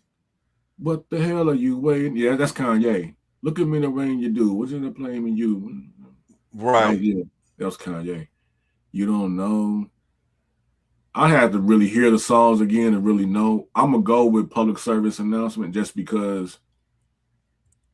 Allow me to reintroduce myself. Yeah, I'm gonna go with that one because that sticks out. That's the one that stands out to me over all these. Okay. Show me what you got. Which one was Show Me What You? That was the one with the Public Enemy. Yep, exactly. Yeah. I would say public service announcement. KG, man, this is your favorite artist, man. Nigga, please. This nigga don't like Jay-Z, man. He tripping. I'm gonna go with Show Me What You Got. Dope ass track. Two songs I can't really hear them in my brain right now. And Show Me What You Got was really hot at the time when it first came, when it first dropped. Yeah. That Show Me What You Got was crazy. But you don't know. That's off the blueprint. That's that 1 million, 2 million, 3 million, 4. Oh, dun, dun, dun, dun, dun, dun. Right. Dun, dun, dun. Yeah. You don't know how you doing. Yeah. You know, Just Blaze, he had like the big drums to where it kind of sound like rock drums. He was exactly. He's like the hood version of Rick Rubin. You know what? And it's crazy because in regards to the Hovey baby song, I just saw actually a post today where Pusha T was being interviewed, and he was like, once he heard Hovey baby, he was like, he was scared of Jay-Z. Literally, he said, I was scared of Jay-Z. Like the way he just ripped that track, like, bro, I can't fuck with this nigga. You know what I'm saying? So Hovey baby is another dope one too. You know what I'm saying? Jay-Z was all over that track too. I feel like, man, with Jay, man, it's interesting going into a conversation about Jay-Z. Is like now when I see Jay, like, don't get me wrong, 96 to what was the album he did in 2009? Was that the blue? What was that, the one with the Swiss? The Swiss record. Damn. From 96 to 2008 was Jay-Z's run, man. I think the stuff he did at now, don't get me wrong, I think the 444, I like that because it seemed like he was just he seemed like he didn't really care. He just spitting. You got whatchamacallit, No ID, producing majority of the tracks. I think if he sticks with that, you know what I'm saying? Or whatever. But he hasn't dropped the album since that. That was what, 2017? So it's like it was a minute ago. Yeah, it's a minute ago, man. And it's like I don't know, man. I kind of feel like partially we all were kind of fooled by Jay-Z. Don't get me wrong, man. Like Jay-Z's dope, but I just feel like somebody said, it's like, what records does Jay-Z got that's like in the club, like really popping? Like who's rolling around bumping Jay-Z? This is blasphemous behavior. This is Thank what you. you want to Thank you. say. This Somebody is agrees with me. blasphemous. Thank you. This is I'm just wondering. Yeah. Like, what's wrong? Jay-Z was impactful to the hip hop culture, of course, but at the end of the day, when you go back and listen to, I Let's don't talk know, man. about it. I don't know, man. I can't really pinpoint what it is. Jay-Z just seems like we always kind of bamboozled by him, man. That's crazy. This is crazy, Skip. This is In a way. crazy. But this is spit your game, Now, talking shit. So I'm glad you sharing your I opinion. But damn, down. nigga. I had the Black. I did my version of the Black album. I called it the Red album. Dropped that in 2003. So I mean, don't get me wrong. I was bumping Jay-Z, but I'm just saying from a wide perspective, who still bumps Jay-Z? I mean, Jay-Z is a legacy act, man. He's not really putting too much new material out. So I would say, you know, he just has this cult following. He has his cult fans that still fucking with his music. But I think we all kind of still see the impact. I mean, the man sold out Yankee Stadium 3 nights in a row in less than an hour, man. So he's very impactful. Yeah, he still got that impact. But I feel, you know what I'm saying, Jay-Z, it's kind of weird because to me, Jay influenced the culture, you know what I'm saying? But, you know, a lot of people always say that he never was the top guy at his time. You had people like DMX, you had your 50 Cent, you know what I'm saying? But he still impacted the culture, influenced the culture. You know, I like to say, you know, he had everybody. They might have been playing his music in the clubs, but he had niggas in the clubs wearing button-ups. You know what I'm saying? You know what I mean? Like I said, he was very impactful. He got impactful, exactly. When you see Jay-Z, he's definitely a moment in hip hop time. But I'm just saying, as far as in the climate of today, like, he just, you know what I mean? He hasn't.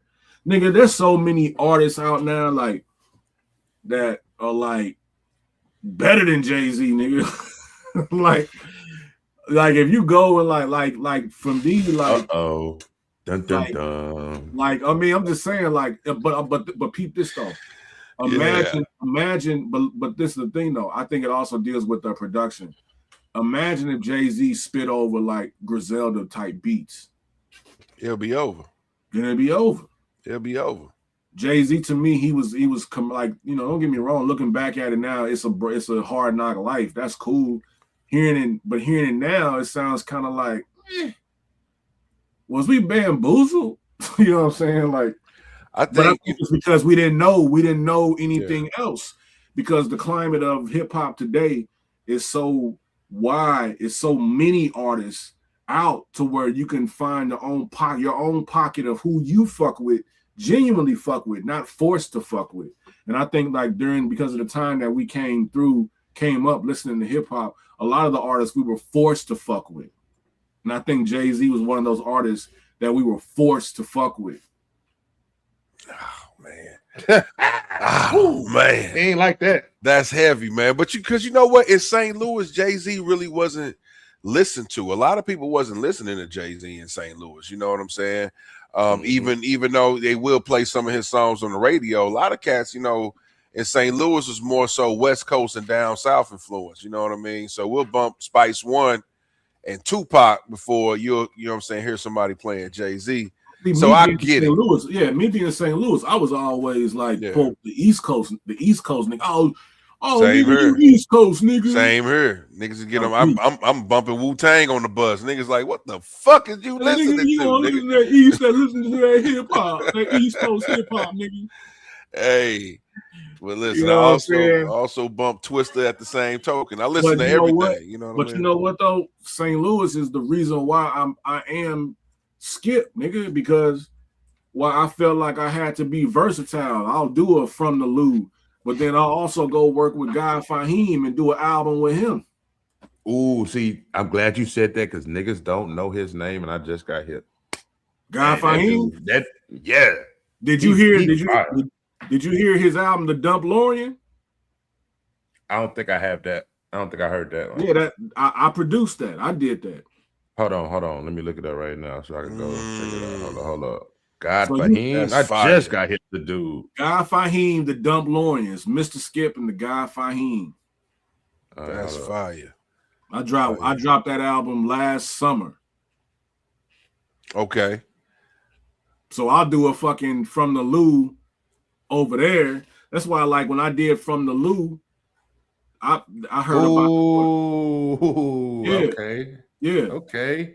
So I did I did the fucking when I heard about the tornado. That's why I named those cities, those areas in the city on the part one. When I named Central West End, Pagedale, because I was hearing that the tornado came through there. So I was like, man, I want to give something, I want to record something that can like uplift the city. This ain't about me, you know what I'm saying? This is about the city. Right. That's why I even did that shit. And then when I did it in Finster, I sent it to Finster. He was fucking with it, and he was like, I guess he played it for folks, and they was like, man, but he ain't mentioned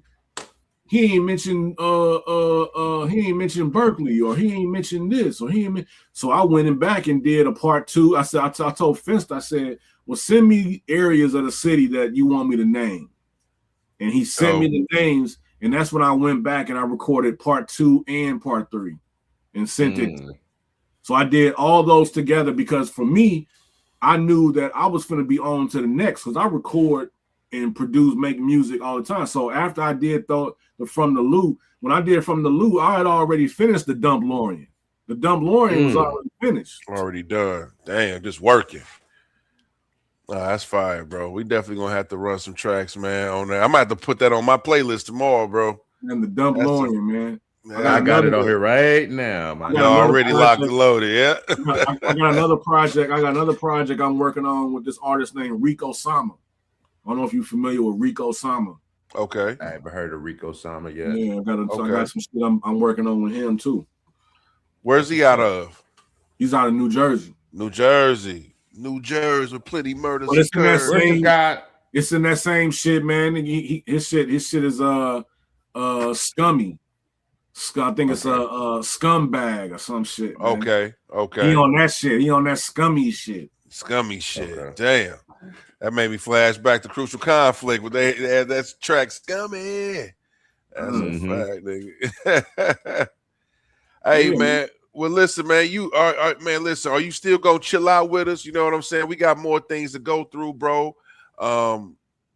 But you know what I'm saying, we'll definitely love you. Want to continue to rock with us, bro? Or you know what I'm saying? Shit, if I gotta go, I'll let you know. I bet. Cream and onion chips. Hey, listen, go ahead, man. We gonna keep it moving. Probably do a little intermission after a few more topics though, man. But I appreciate that. Shout out to everybody viewing us. Comments rolling in. Shout out to everybody viewing, man. For real. Yeah, where are you seeing the comments and shit? Man, we got them going through YouTube right now and on Facebook too, man. Okay. Yeah, man, we got them rolling in both spots. Shout out to everybody, you know what I'm saying? That's a fact, y'all. We got Mr. Skip in the building, bro. He just going through some of his many stories, man. We're going to have to do a part 2, man, because I know you got about 1,000 damn stories. That's a fact. Hella shit.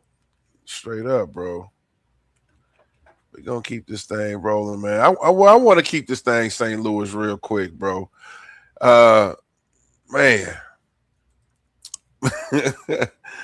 My man Nail, man. He's kind of catching a little slack, bro. You know what I'm saying? I'm not sure if this is all the way true, but they say he might be doing a performance. He kind of got into some hot water last year, you know what I'm saying, by doing a performance that was kind of associated and linked to Trump, man. But now they're saying he's going to be doing a performance at Trump's son's club. I mean, I just want to ask y'all, man, as people make too much of a big deal from this, you know what I'm saying? You know, we kind of going through that cancel culture era, you know what I'm saying? Where people, if they don't like what you're doing, they just don't fuck with you, man. So, I mean, is people making a big deal out of this or what, I mean, I just feel like, man, everybody needs to, there's reasons for everybody doing whatever it is that they do. If it ain't affecting you, Yeah, then it's like, why even? I don't know. Like him performing with Trump don't affect me.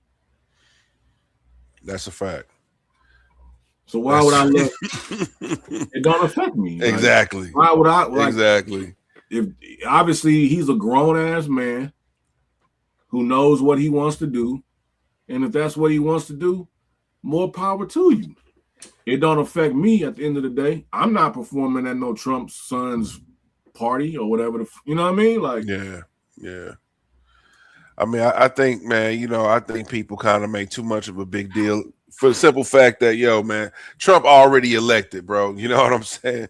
It's nothing Nelly can do to promote that. Trump already in office, man. But I just see, it ain't just Nelly. It's who else was it? Chrisette. Was it Chrisette Michelle? Yeah. She did. Yeah, man. We just, and man, got whatever the case may be. Exactly. I mean, Snoop Dogg too.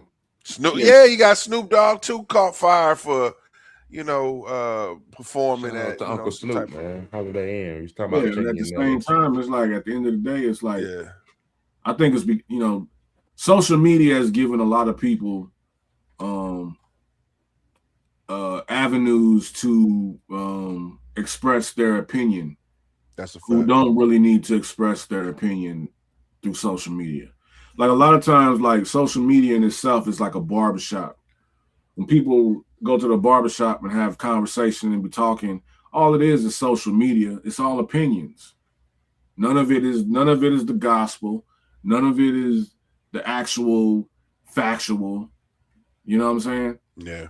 It's like you just you hearing about some shit and you talking about it, and you know what I'm saying, you be respectful about it and move on your merry way. Because at the end of the day, when you get in your car and you drive home and you with your wife or what the chick with her husband or whatever, and the kids and all that's what matters. At the end of the day, it's what matters what's going on in your life and in your immediate surroundings. The same thing with like this whole thing with Clay and Megan Thee Stallion and everybody, and she puts it out there that he, whatever, doesn't want to be monogamous, and now people going in on him, and now he's posting on his boat and I'm glad to be free and all this type shit. It's like, man, come on, man. Crazy, man. That shit's but then it's like, damn, man, just 2 weeks ago, you know what I'm saying? We watching the video of you twerking, of her twerking on you. Every nigga and their mama looking like, damn, I wish that was me. Hey, you already know people just be doing shit for the gram. You never know how somebody really feels about somebody. We don't know. That's what I'm trying to say, though. We can only go off what we see. We don't know what was going on behind closed doors between the two of them. But you know what? The crazy thing about that situation, what I've been peeping, is just like it's causing a divide, man. You know what I'm saying? Men versus women going at each other. It's crazy how I'm just like, motherfuckers getting blocked and unfriended. What you saying? Like, yo, man, when it comes down to it, it's just two human beings in a relationship. We all done went through failed relationships. I mean, it ain't nothing different. Just because you're a celebrity. They're just celebrities, man. Come on, man.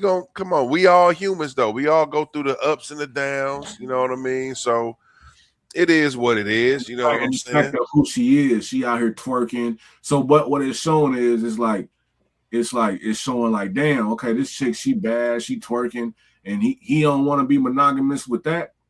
So now it's like it's putting him in the space of, well, what the hell is going on? But see that once again, we don't know what's going on behind closed doors. We don't know how she's acting with him. We don't know how she made him feel. Exactly. What's because she twerking on him? Just because she twerking on him and she look good and she Megan Thee Stallion, that don't mean shit at the end of the day. You know what I'm saying? She got to lay down. Motherfucker got to take a shit. He probably walked in the bathroom and fucking seen turds in the toilet, man. Damn, that was it. That was it. I got to get rid of this motherfucker. You got to go. That's what I'm trying to say. So at the end of the day, no matter how beautiful a chick is, man, she gon', you know what I'm saying? She got to take a shit, man. And that's what we got to realize. And we got to realize about people. I'm posted up, man. I'm talking some real shit with you. No doubt, man. We here, brother. We men, here with right? it. Men, right? So we, of course, we visual creatures. We like to, first thing you wake up in the morning, you get on Facebook or Instagram. What the hell you see? What's the first thing you see when you get on Instagram or Facebook? I have got a girl whose pussy is so good. If you threw it up in the air, it would turn into sunshine. Sunshine. That's a fact. Listen. When you wake up in the morning and you get on Instagram or Facebook, what's the first thing you see? Man, listen, you gonna see some type of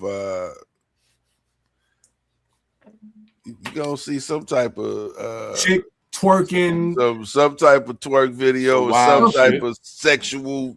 Exactly. Wow. Yeah. That's a fact, bro. It's all over. Exactly. It's all over. That's the first thing we see as men. We wake up and we see this, man. So in our mind, as visual creatures, we look at that like, oh man. That's how niggas. So by Megan Thee Stallion doing what she did, that's why women, they get on the whatchamacallit and they want to showcase themselves in that light, but not really realizing the fact, like, at the end of the day, when you get with that chick that's showcasing herself like that, now you find out who the real chick is behind closed doors, and it ain't the filters, it ain't the twerking, it's the person. Right. You know what I mean? Yeah, for sure. When it comes down to it, you ain't seeing the representative, you getting to know the real person, man. That's why man, I can go all off into all this. Man, listen, we already know that's a deep ass subject for real, but like I said, you got to get to know the person, man. Shout out to my boy STL Reefer in the building, man. What's good? This nigga done joined up with us, man. Appreciate everybody that's viewing right now, for sure. That's a fact, man. KG, man, where you want to go next with this, bro? Like, what's up? I'm gonna ask something off topic that I ain't asking when we was talking about his little interview or whatever. Is it true you really failed cosmetology school 17 times before you passed? 7 times. Oh, 7. Okay, I must have read that. But 7 times before you passed? Failed it 7 times. Damn. It got to the point where about the 3rd time when I failed it, and I always failed it by like 2 points. And it got to the maybe the 3rd time when the guy handed it to me, told me I failed. I just took that thing and just threw that motherfucker in the trash. Like, man, fuck this shit. And it got to a point I was really, because like, in order to join the union, the hair and makeup union, you have to have a Cosmo license, because that's why if you look on like shows or whatever, it'll say hairstylist. Some of them will say barber, but I'm legitimately a hairstylist, right? So I had to go back and get that. So when I kept failing, I began to feel like, man, well, damn, maybe it ain't meant for me to happen. So I was looking into going into whatchamacallit, man, becoming an embalmer. I was thinking like, man, because I've always wanted to kind of go into that field of working at a funeral home as an embalmer, as a person that does cuts, you know what I'm saying, the dead, so to speak, because somebody got to do it. So I was looking into doing that, and then I was like, man, I was telling my girl, I was like, I had an interest in doing it, but I don't know, man. I was like, I fuck around and bring that shit home to me, that the energy of what I'm seeing and shit, and all that, you know what I mean? But I just kept at it, and eventually I passed it. You know what I mean? I think once again that just kind of goes with. Once again, man, I think just being from St. Louis, man, when you know, growing up, when you watching TV, or even now you watch TV, you see shit, and especially like on TV in Hollywood, like something so far away. Like, man, that's far away, man. It ain't no way I'm gonna be near that. And so to be near it, and all I gotta do is do this to get to it, I'm gonna figure out a way to just continue to keep doing what I need to do to get to it, no matter how long it takes. Yeah, that's a fact. That's a fact, bro. You know what I mean? Some cats would have gave up. Like, fuck that shit. You know, when I first moved out here, I drove. Me and my homeboys, they trailed me out here in a rental. We just made it a 3.5 day road trip. Took 70 heading west. And made it a 3.5 day road trip.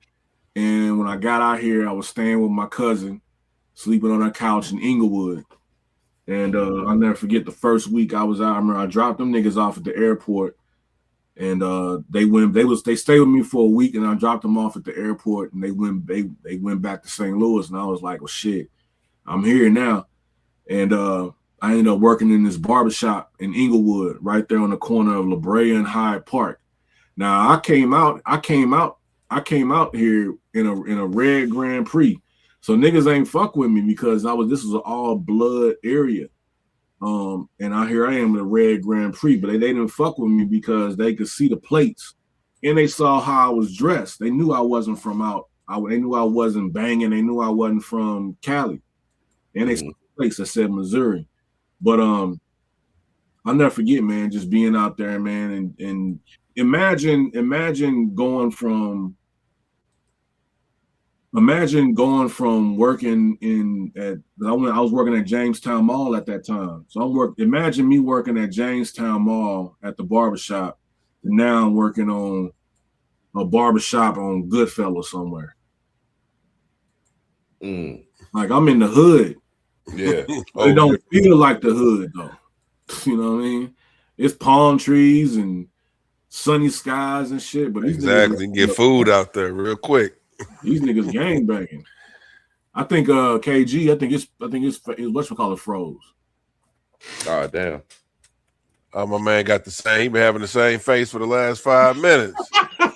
This nigga here, god dang. Boy. I'm like damn. Maybe I should stop talking. He ain't enthused. Nigga done fell asleep in that motherfucker. That's crazy. No. Wake your ass up, man. All right, but listen, we're gonna keep rolling through, man. KG, I know you wanted to bring this up here, man. We got Kales in the building, R. Kelly. And fans disappointed that R. Kelly didn't make the New York Times 30 Greatest Live in America Songwriters list.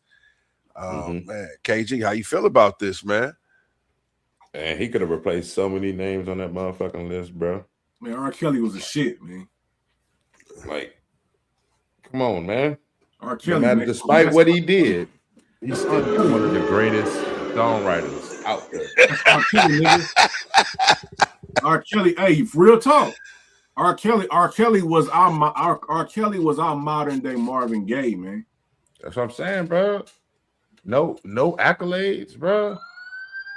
Yeah, bullshit, man. Hold on. You bullshit, man. Kyle's might be ready to arrest y'all niggas. Yeah, no, man. R. Kelly definitely is. I mean, all right. So he didn't make the songwriters list, and we already know why he ain't make the songwriters list. Unfortunately, he's gonna get snubbed on a lot of accolades and awards just because of the situation he in. The same way they do with O.J. Simpson. You know what I'm saying? He don't make it in certain types of Hall of Fames and shit just because the shit that's tied to his name. So, man, would y'all have ever thought, man, in 95, 96, 30 years later, R. Kelly would be in prison, nigga? Nah, I still think about that shit like, man, what the fuck? Like, when you really think about it, would you have ever thought? I think when he started wearing the Zorro mask, that was it was going downhill after that. I think when that nigga started putting on that Zorro mask, man, he became he got too cocky. He called himself Pied Piper and all that type of shit. The Pied Piper, yeah, man. Mm-hmm. He knew it was coming to an end. But man, hey, man, I thought the same thing, man. I'm like, what the fuck? Why has he got this Zorro mask on? Hey, but look, I went to an R. Kelly concert in 2005. Okay, St. Louis. Okay. And man, that concert was one of the best. Look, man, that concert, man, was a damn good concert, man. Man, one thing we can't do, we can't take away, you know what I'm saying, his genius and his talent. For sure. The boy know how to, you know what I'm saying? When it comes to this music, that was his arena. That was his backyard, for sure. He sound just like the albums. You know who else sound like the albums live? Motherfucking Snoop.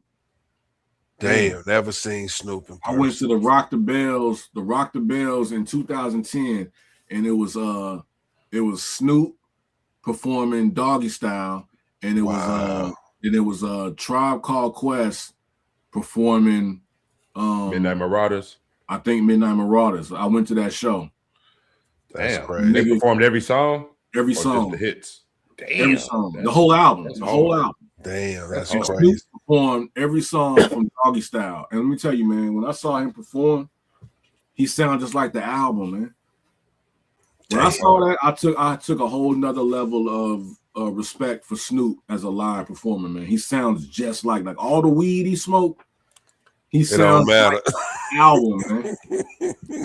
I'm like, wow. That like nigga. I'm talking like not running out of bread, not nobody doing his ad libs. He's taking the mic down. Somebody's finishing his. No, nigga, I'm talking about he's finishing. He's rapping like bow wow wow yippee yo yippee yay. It's not gonna I get Snoop, nigga, like Doggy Style, gin and juice, the whole thing. That's crazy. Snoop be doing push-ups on stage, man. You know what I'm saying? He be straight up having push-up battles, man. So yeah, he definitely. I don't know. All the weed he smoked ain't affect his lungs not in one bit. Or his memory. Think about you smoking this shit. You get up on stage and you gotta remember your line, your bars, man, your songs. Yeah, I think Lil Wayne might have had a little problem with that shit. You know what I'm saying? A lot. So it's tough, man. I mean, because listen, I mean, you got a mental Rolodex of 30 years of songs, nigga. Like that's tough, bro. So to be able to keep up, man? I think that guys like that, yeah. Because it was a project that I did called Mind Therapy, and I was on the verge. I think I was on the verge of. I was like, you know what? In case I do a show and I perform these songs, I want to know them front and back. So what I would do is, I would take a shower and have the song, the instrumental play of the whole album, and I would take my shower and be rapping the acapella, rapping the song. You know what I'm saying? Just to myself while I'm taking my shower and getting dressed and blah, blah, blah, blah. So I guarantee, and by doing that, I feel like if an artist like a Snoop, it's like working out. If an artist like that does that every day, repetition. It's embedded in your brain. That's no matter what, because that's a way that he makes his money. So you constantly, you know what I mean?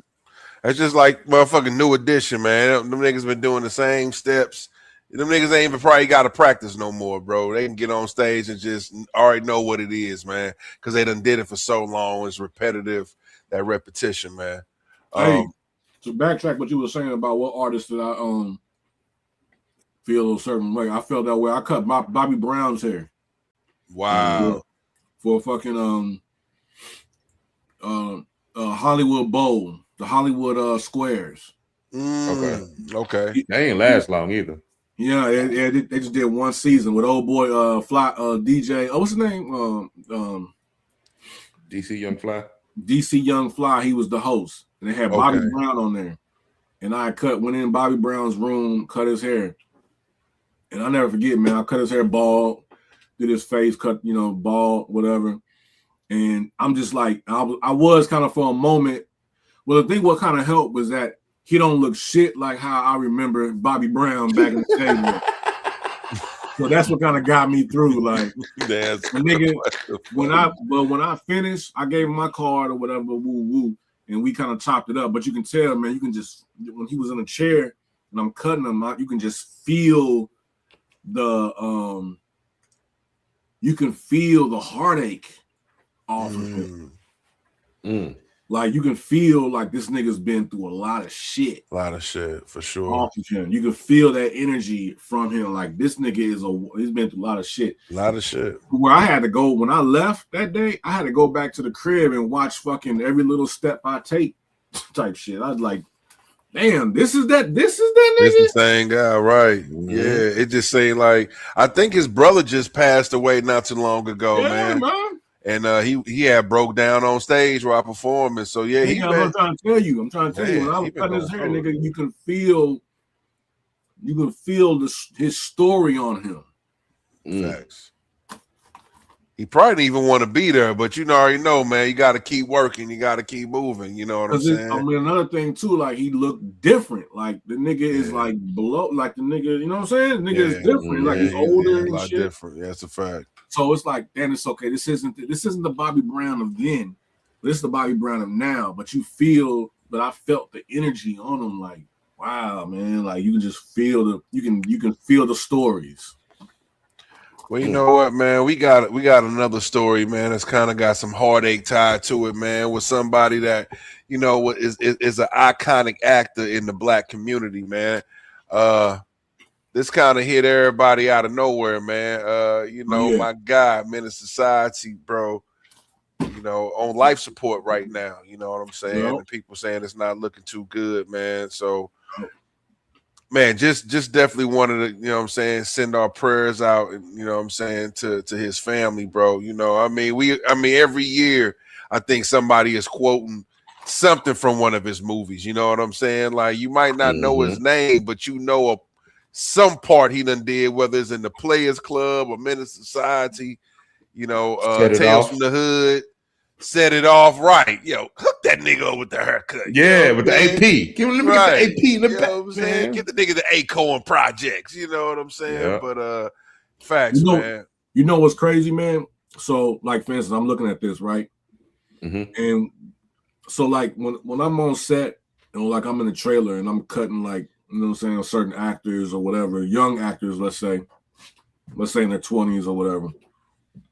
I tell them, I say, man, you're going to forever be your age on camera. No matter how old you get, you can be 70, 60 years old. You can be on your deathbed.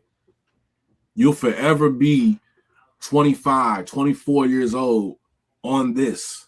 Right, exactly. I'll never forget. I forgot what actor it was. I was told that to. He was like, wow, man, you know what? I never looked at it like that. Facts. That reminds me of like this guy. We see him on what we remember him as, and he'll forever be that age.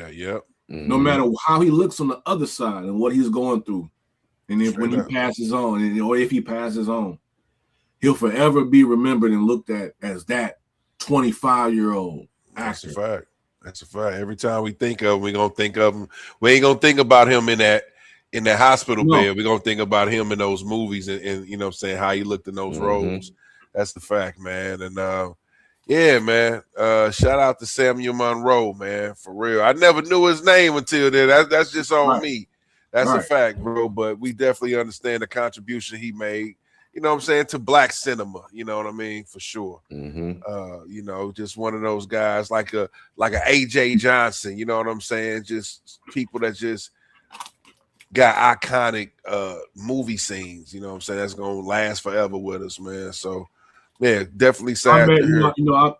In 2011, I met old girl that was in Friday. That was like the big girl that got out the car. She was Miss Jackson, Freddie Jackson. Yep. Yeah. She came inside the Walgreens. She came in the Walgreens where I worked at. And I was ringing her up, and I was like, I said, damn, you look familiar. I said, is you an actress? She was like, yeah, something like that. I was like, oh shit, you old girl, woo woo woo. She was all like, yeah, that's me. Da. So we was chopping it up. It was just me and her in the Walgreens, man. And we just chopped it up. I tell her I'm a barber. I was like, yo, I got my cards. She's like, well, give me some cards. I'm around a bunch of guys all the time. Because she was working over at Jamie Foxx's radio show called The Foxhole or something. Yeah, Foxhole. Okay. Yeah. And I was like, I'm gonna give you these cards, but don't you be. I was like, I don't want to be giving you these cards and you don't be giving them to nobody. Right. She was like, no, for real. She said, for real. I'm for real. I keep it real. I'm real. And I was like, all right. And I gave her the cards, man. And she was like, and she left. And then was it like less than a year later? I heard she passed. Yeah, she passed away. Yeah, that was definitely I don't know. That was a moment, like, you know what I'm saying? For sure. Well, that's dope, man. That's a super dope moment to have, bro. For sure. R.I.P., man. And hopefully, man, Samuel, man, hopefully he pulls through, bro. You know, it's never over till it's over. But yeah, that just kind of came out of nowhere. Like, damn, life support, man. That's definitely, that's That's critical right there. So how long you been knowing Reno? man, bro, since we went to we went to high school together, man. So I've been That knowing name him, sound bro. familiar. Is that a light skinned dude? You want to call him light skin, I guess. Yeah, kind of, First skin, I guess. Yeah. But yeah, man, fucking since like junior high school, bro. Okay. Yeah, man, long time from the soil, man. You know what I'm saying? So definitely, man. That's a fact, bro. Man, so what? Yeah. What made you like start this podcast? What made you? You know what I'm saying? Like. It's interesting because I got a podcast too, and it's like utilize it from this type of perspective because I was using Zoom. Okay. The StreamYard is pretty good. Yeah, StreamYard is pretty good, man. One thing I like about StreamYard, it allows you to go live on different platforms simultaneously. You know what I'm saying? So, right now we're going live from YouTube, Facebook, and you can add more. I think you can go up to maybe 8 to 10 damn platforms. You know what I'm saying? So that's one thing that drew us to StreamYard because we can reach different audiences. And but man, as far as the genesis of this thing, man, shit, KG hit me up. You know what I'm saying? Was like, shit, yo, I was thinking about starting the podcast, and I was like, well, damn, I was thinking about starting the podcast too. You know what I'm saying? And hip hop is just natural for us, man. We both got a passion. When it comes down to hip hop, so it's like second nature for us to come up here and speak on it, man. But we've been doing this, man, 2.5 years. You know what I'm saying? 3. So going on 3 years, man. So we know it's a slow grind, and we trying to ramp it up. For sure. I had started mine in early 2018. I did like 45 episodes, and I stopped in 2021. A homeboy of mine that I did an interview. I interviewed him for the podcast. He ended up passing away from COVID, and at October. And you know what I'm saying. I think for me after that, I was just like, man, I just kind of like just fell back from it. You know what I mean? But the thing about it was, the podcast that I do is called Lounging with Skip, and pretty much it's just talking to different people about their journey in the entertainment industry. Okay. And so, like I said, I did 45 episodes, and but I want to get back into it. You know what I'm saying? So looking at it from this perspective on StreamYard, I did a few episodes on Zoom, but I like this from this fact. Now the way that y'all utilize this, do y'all record this and post it? Like, how does that work? Well, we streaming live right now, man. You know what I'm saying? But kind of like for the after hours edition, we kind of like to do it live so we can engage with the viewers. But yeah, we will also do recordings that's not live too. You know what I'm saying? So right now we kind of unedited. This is raw, unfiltered. You know what I'm saying? But yeah, we do it both ways, just depending on how the schedule going. So this right here, you don't record the live version, record it, and then maybe edit it down, and then exactly. So this version right here is going straight to YouTube. But we'll go back and edit videos, make shorts, things of that nature afterwards. You know what I mean? Gotcha. Yeah. That's a fact, bro. Matter of fact, man, I want to ask y'all this, man. I thought I had a picture to bring up with this, but we're talking about Hollywood, and this is just something I was thinking about yesterday. I had hit a blunt yesterday, and I'm like, you know what? This might be a good question. So I want to know who y'all felt had the better debut role. You know what I'm saying? They first big time acting role, right? So I got two people. I got Tupac, I got DMX. So what I'm putting together is Juice versus Belly. But really it's going down to Bishop versus Tommy Buns, man. Who do you think acted out their role better? Tupac, Juice, man.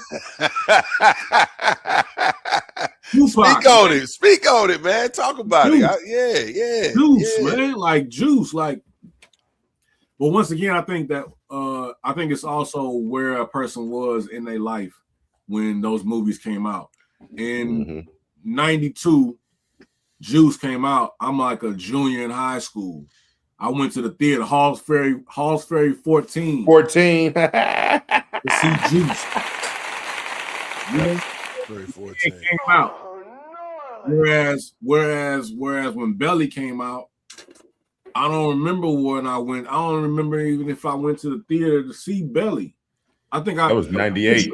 Yeah, I'm pretty sure I did, but it wasn't memorable from like looking at DMX like how it was with seeing Tupac on the screen playing Bishop, man.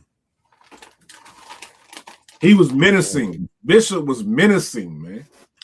Listen, I mean, you know what? You know, somebody had posted, and I kind of agree. You know, Juice can be classified as a horror film, to be honest, because and especially the way they shot Juice, where you got Tupac popping up behind niggas' lockers. You know what I'm saying? Like it's almost shot like a horror film. Like he's damn near Jason.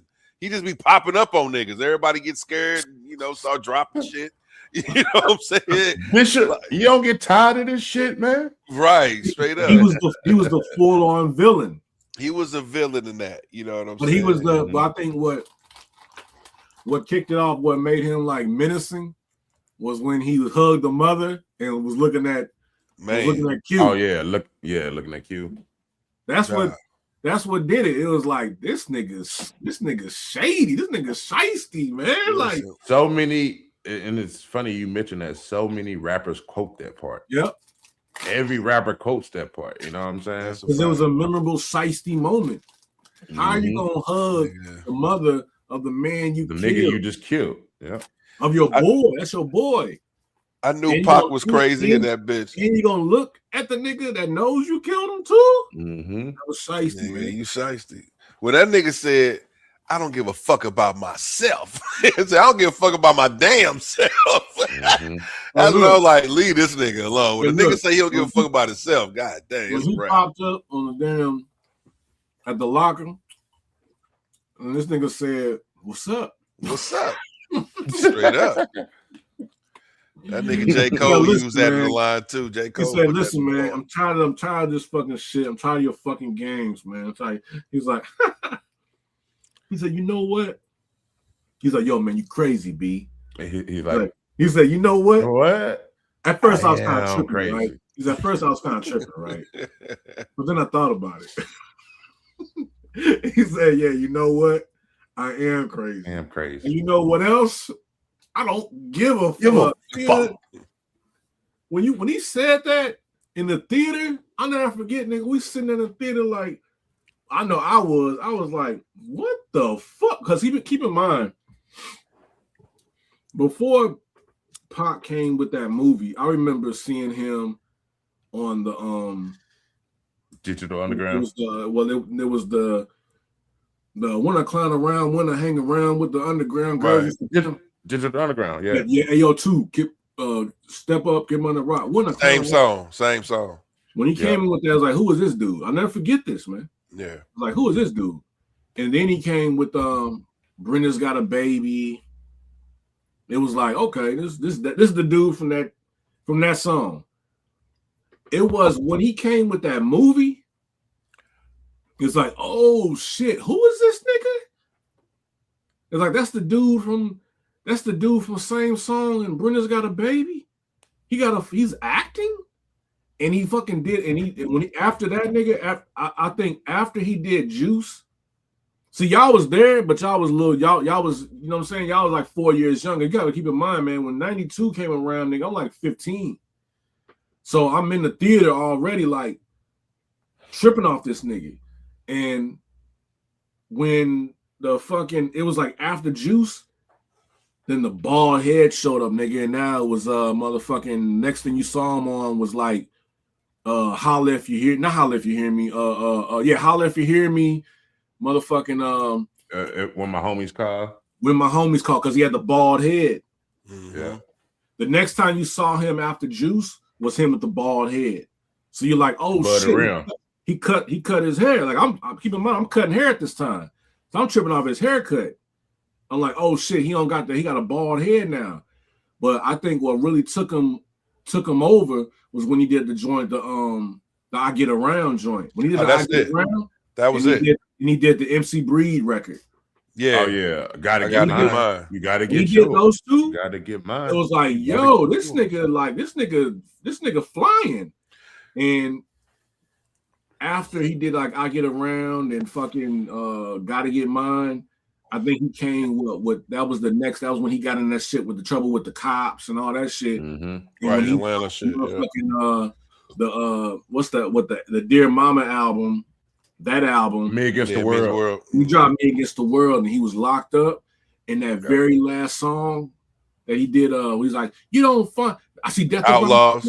I see Death around the corner. Yeah. It was like, oh, this nigga's serious. Oh yeah, that was it right there. You know, crazy thing. Hold on. I'm tripping, nigga. So Many Tears, nigga. Oh, that's my favorite song on that motherfucking album. That's my favorite Pac song. Period. I said, oh shit, this nigga is.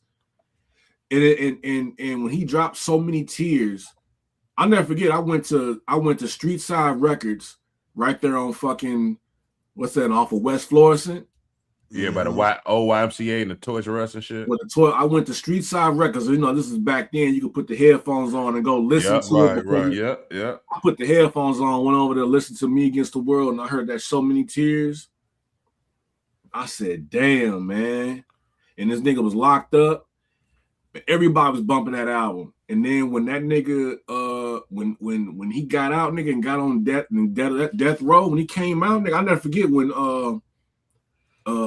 Mike Tyson fought. I forgot who he fought, but he walked out to Ambition as a Rider. He walked out to that song, and we never heard it yet because All Eyes on Me ain't dropped yet. And I remember Tyson walked out to that dun, dun, dun, dun, dun, dun, dun, dun, and you could hear Pac. You're like, damn, is that a new Pac song? I'll never forget that because I was watching the fight and thinking like, what the fuck is that? And then, yeah, I remember that shit. You know what I'm saying? And then he fucking dropped that shit, man. It was like Pac when Pac dropped All Eyes on Me. I'll never forget when he dropped All Eyes on Me, nigga. Like I'm in the dorm room up at Imperial Hall at Lincoln University. This is we talking what February '96, nigga. And I never forget. I'm laying in my bed, waking up. I hear the nigga above me, D Hall, rest in peace. D Hall is above me because his room is above me. I'm hearing him. Dun, dun, dun, dun. I'm waking up hearing All Eyes on Me playing. Like, damn, this nigga got that Pac. Because we all knew that was coming out that day. And this nigga must have went and got it like first person in the store, nigga. Because niggas like Pac, this nigga already got it, bumping it. That was everything, man. Man, everything, bro. I'm trying to tell you, man. Now listen, my answer might be a little bit different, you know what I'm saying? When it comes down to it. I gave DMX the edge over Pac for his performance at Tommy Buns. But really, the only reason I did that is because, man, you know, Pac was classically trained to be in theater. You know what I'm saying? This is what he did. You know what I'm saying? He went to different types of high schools for acting. And right, he was a thespian off the top. This is what he was groomed to be. He was groomed to be a great actor. Whereas DMX, man, was just raw. You know, that was his first movie role. Nigga ain't never did no other acting, dog. But the way, you know what I'm saying, it seemed so natural for him to play Tommy Buns. It looked like he was acting for 10, 15 years. You know, his timing, his instincts, you know what I'm saying? He wasn't overacting on parts. You know, he was intense when he needed to be. And, you know, I always kind of go back to that scene where it's him and Nas in that diner. You know what I'm saying? When they both he got the suit on and all that. Like, his demeanor was so cool and calm, like totally different from the Tommy Buns you saw early in the movie. So just remember that scene when he was in the car and he ran the red light. Yeah, I was just thinking that. Man, fuck that, nigga. He's fuck, like, I'm smoking weed. Fuck weed. Yeah. Like, bro, he talk about a red light. He was so intense, man. When you think about the scenes when he had with Ox, like, yo, man, I need to get on. Like, you know what I'm saying? You felt that hunger, like, yo, get this nigga a brick right now, man. This motherfucker. It's so crazy because when you go look at that movie, and then after that, he was like on the verge of being the black Steven Seagal. Man, facts. He was on the verge of being the black Steven Seagal because he was in that movie with Aaliyah. And then wasn't he in the movie with Jackie Chan or some shit too? Cradle to the Grave. Yeah, Jet Li. Yeah, Jet Li. Yeah, Jet Li. Yeah. He was on the verge of like being but you know what I'm saying? The drugs. The drugs fucked him up. They kind of derailed him, bro. And that's another thing. Like, dude had a wide gauntlet. Like, he was able to do all types of movies. You know what I'm saying? What's that one movie he had where he's with Reagan Gomez? Never Die Alone. Never Die Alone. That was based on a Donald Goines book. Yeah, it's a Donald Goines book. You know what I'm saying? So he kind of showed you I can get in my drama bag too. You know what I'm saying? Mm-hmm. Ain't got to be just, you know. So yeah, man. I think DMX was he had so much potential, bro. And it just seemed natural, bro. Like, nigga, he ain't go to no type of acting school. He just, man. He just put passion in everything he did in this show, bro. You know what I'm saying, man? This is why I trip off like being behind the scenes of seeing this shit, right? Because it puts me in a space of like, damn, could I act? You know what I mean? Like I'm starting to feel like, damn, shit, could I be on this motherfucker too? Like, because it's like it starts to like bring out a certain type of energy when you around it and you seeing how they doing it and how they you say fuck them cameras. Like a lot of times people will trip off the cameras, but once you into the mode of who the character is, you don't give a fuck about the cameras. Yeah. Mm-hmm. And I think that becomes the hard part. So it's like thinking about Pac or thinking about DMX in those roles. There's a camera in their face. Yeah. So you have to find a way to disconnect from that camera and really look at the actor and the other person that you're talking to and be that character in that mode. And so it's like, I think it kind of helps a lot of times. It's like when they say about comedians, reason why like Richard Pryor, one of the greatest comedians, but he was dealing with so much dark shit that he finds a space to make people laugh from his darkness, right? I think the same goes for basically actors too, man.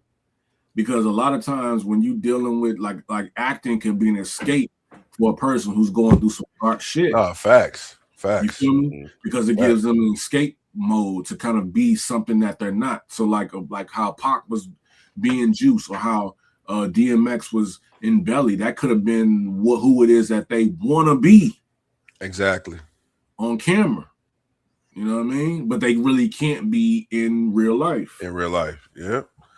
No, that's a fact, bro. That's a fact, man. So it takes the actor to, and so by me seeing that, it puts me in a space like, damn, like I feel like for myself, I would like to be something that I'm not, and to be on camera because you never know. It could basically push me to be. It could. I literally feel like I kind of want to act. You know what I mean? Like, I ain't gonna lie, bro. Watching those Tubi movies, man, I be so inspired. I'm like, yo, I can do this, man. These motherfuckers can do it. I can motherfucker put a movie together, man. Yes, that's a fact. So yeah. Only downside to that is that the only I don't say downside, but the only thing to that is just it takes a lot of you got to be in that moment consistent. Yeah, you know what I mean, because they gotta film you. They gotta film the scene. Then they gotta film the close-ups. Yeah. Then they gotta film the wide shot. And then they gotta do a turnaround. So that means when they do the turnaround, they gotta break everything down, turn it around, and film the same way the other way. And you gotta keep the same energy the entire time. The entire time. So that way it looks seamless when it's all edited. You know, and that'll do for real. You never know the work. That in itself can be draining mentally because you got to stay in that same Same mode. And maybe hours probably like in between them set changes and all that. But when you they still do a got turnaround, crazy. not only that, you got to do a turnaround. Then you now it's time to go to lunch. Yeah. You know what I'm saying? That's why they were saying like with Denzel, like certain characters, certain actors being in method. They're method actors. They stay in that because if you try to break out and what's going on, man? Now you're trying to get back and get back into it. Yeah. It can be hard. Yeah. Yeah, that's a fact, bro. I seen this shit, man. Let me tell you something. I was working on All American Homecoming. I was the barber on the first season, and there's an actor on there named Peyton. Peyton, he's gonna be in the upcoming spinoff, Snowfall spinoff. He's in that. That's the okay. Yeah, Peyton. But anyway, I remember on All American Homecoming, he was like the lead. He was like, it was him. I think he was the number 1 or the number 2 of the show. And so I was doing his hair for that. He had a scene where he had a migraine, like in real life.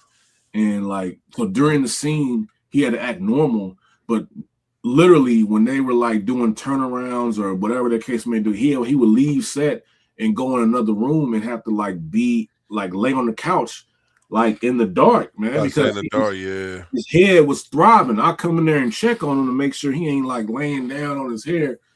Cause I had to come in and check to make sure his hair is still cool. And he's just like, man, bro, I said, man, you good, bro? He's all like, man, nigga, my head, nigga. And then he was like, man, my head is just, man, the migraine was pulsating, throbbing.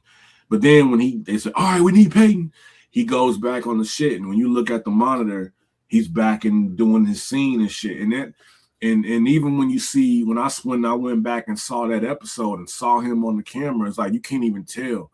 And that just kind of let me know, like, you don't know what these actors or actresses is going through physically during the moment of their performance, man. He was dealing with a throbbing headache, bro. But he got to act like he got to laugh. And like you may see a scene on a movie where they laughing and shit. And this nigga got diarrhea or something. You don't know what the fuck. Seriously, I've seen Get the fuck out of my way, Stanley. I've seen this shit. I've seen this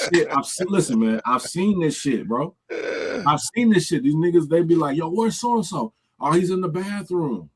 He's been in the bathroom for 20 minutes. Yeah, because he's fucking taking a shit. But he got to come back and fucking right. Like it's some regular shit going on. But he really is like having diarrhea, man. That's crazy. It takes a lot to be an actor, bro. You got to have that discipline, man. It ain't nothing easy, bro. Man, ain't none of it easy, man. But that's why they make the money they do, because it's like you're basically getting paid this money to be on company time, but also be another person. You know what I mean? You're not just like you know, when the thing about it is, this is why I mentioned with other actors I come across. I'm like, the reason why motherfuckers be tripping off celebrities and all this shit is because in our daily lives, where if you sick or you at home or you get into it with your girl or whatever the case may be, you may turn the TV on and see this movie that, you know, perks up your spirit. Like, oh man, that nigga crazy, that nigga a fool, whatever. So you're watching people in your everyday that, you know what I'm saying, are these characters on TV, right? So when you see them in person, it's like, oh shit, you kind of feel like a part of them is with you, because they were there when you was maybe going through some bullshit with your girl or going through a death in the family or whatever, and you relate to it. So now you look at this person and you feel like, oh man, woo woo, but they just basically going to work doing what they do, which is being an actor on the camera. It's no different than what you going to work doing what it is you do. Facts. You know what I'm saying? So by me coming into looking at it from that space, it's like all of us, we're all the same. It's just that their job is being on camera. That's a fact. Mm-hmm. Well, listen, man, I'm right there cutting them. You know what I'm saying? So it's like, and like I told my homeboy that work at Reno shop. Me and him go back. My boy Jamie. Yeah. Me and him go back to first grade.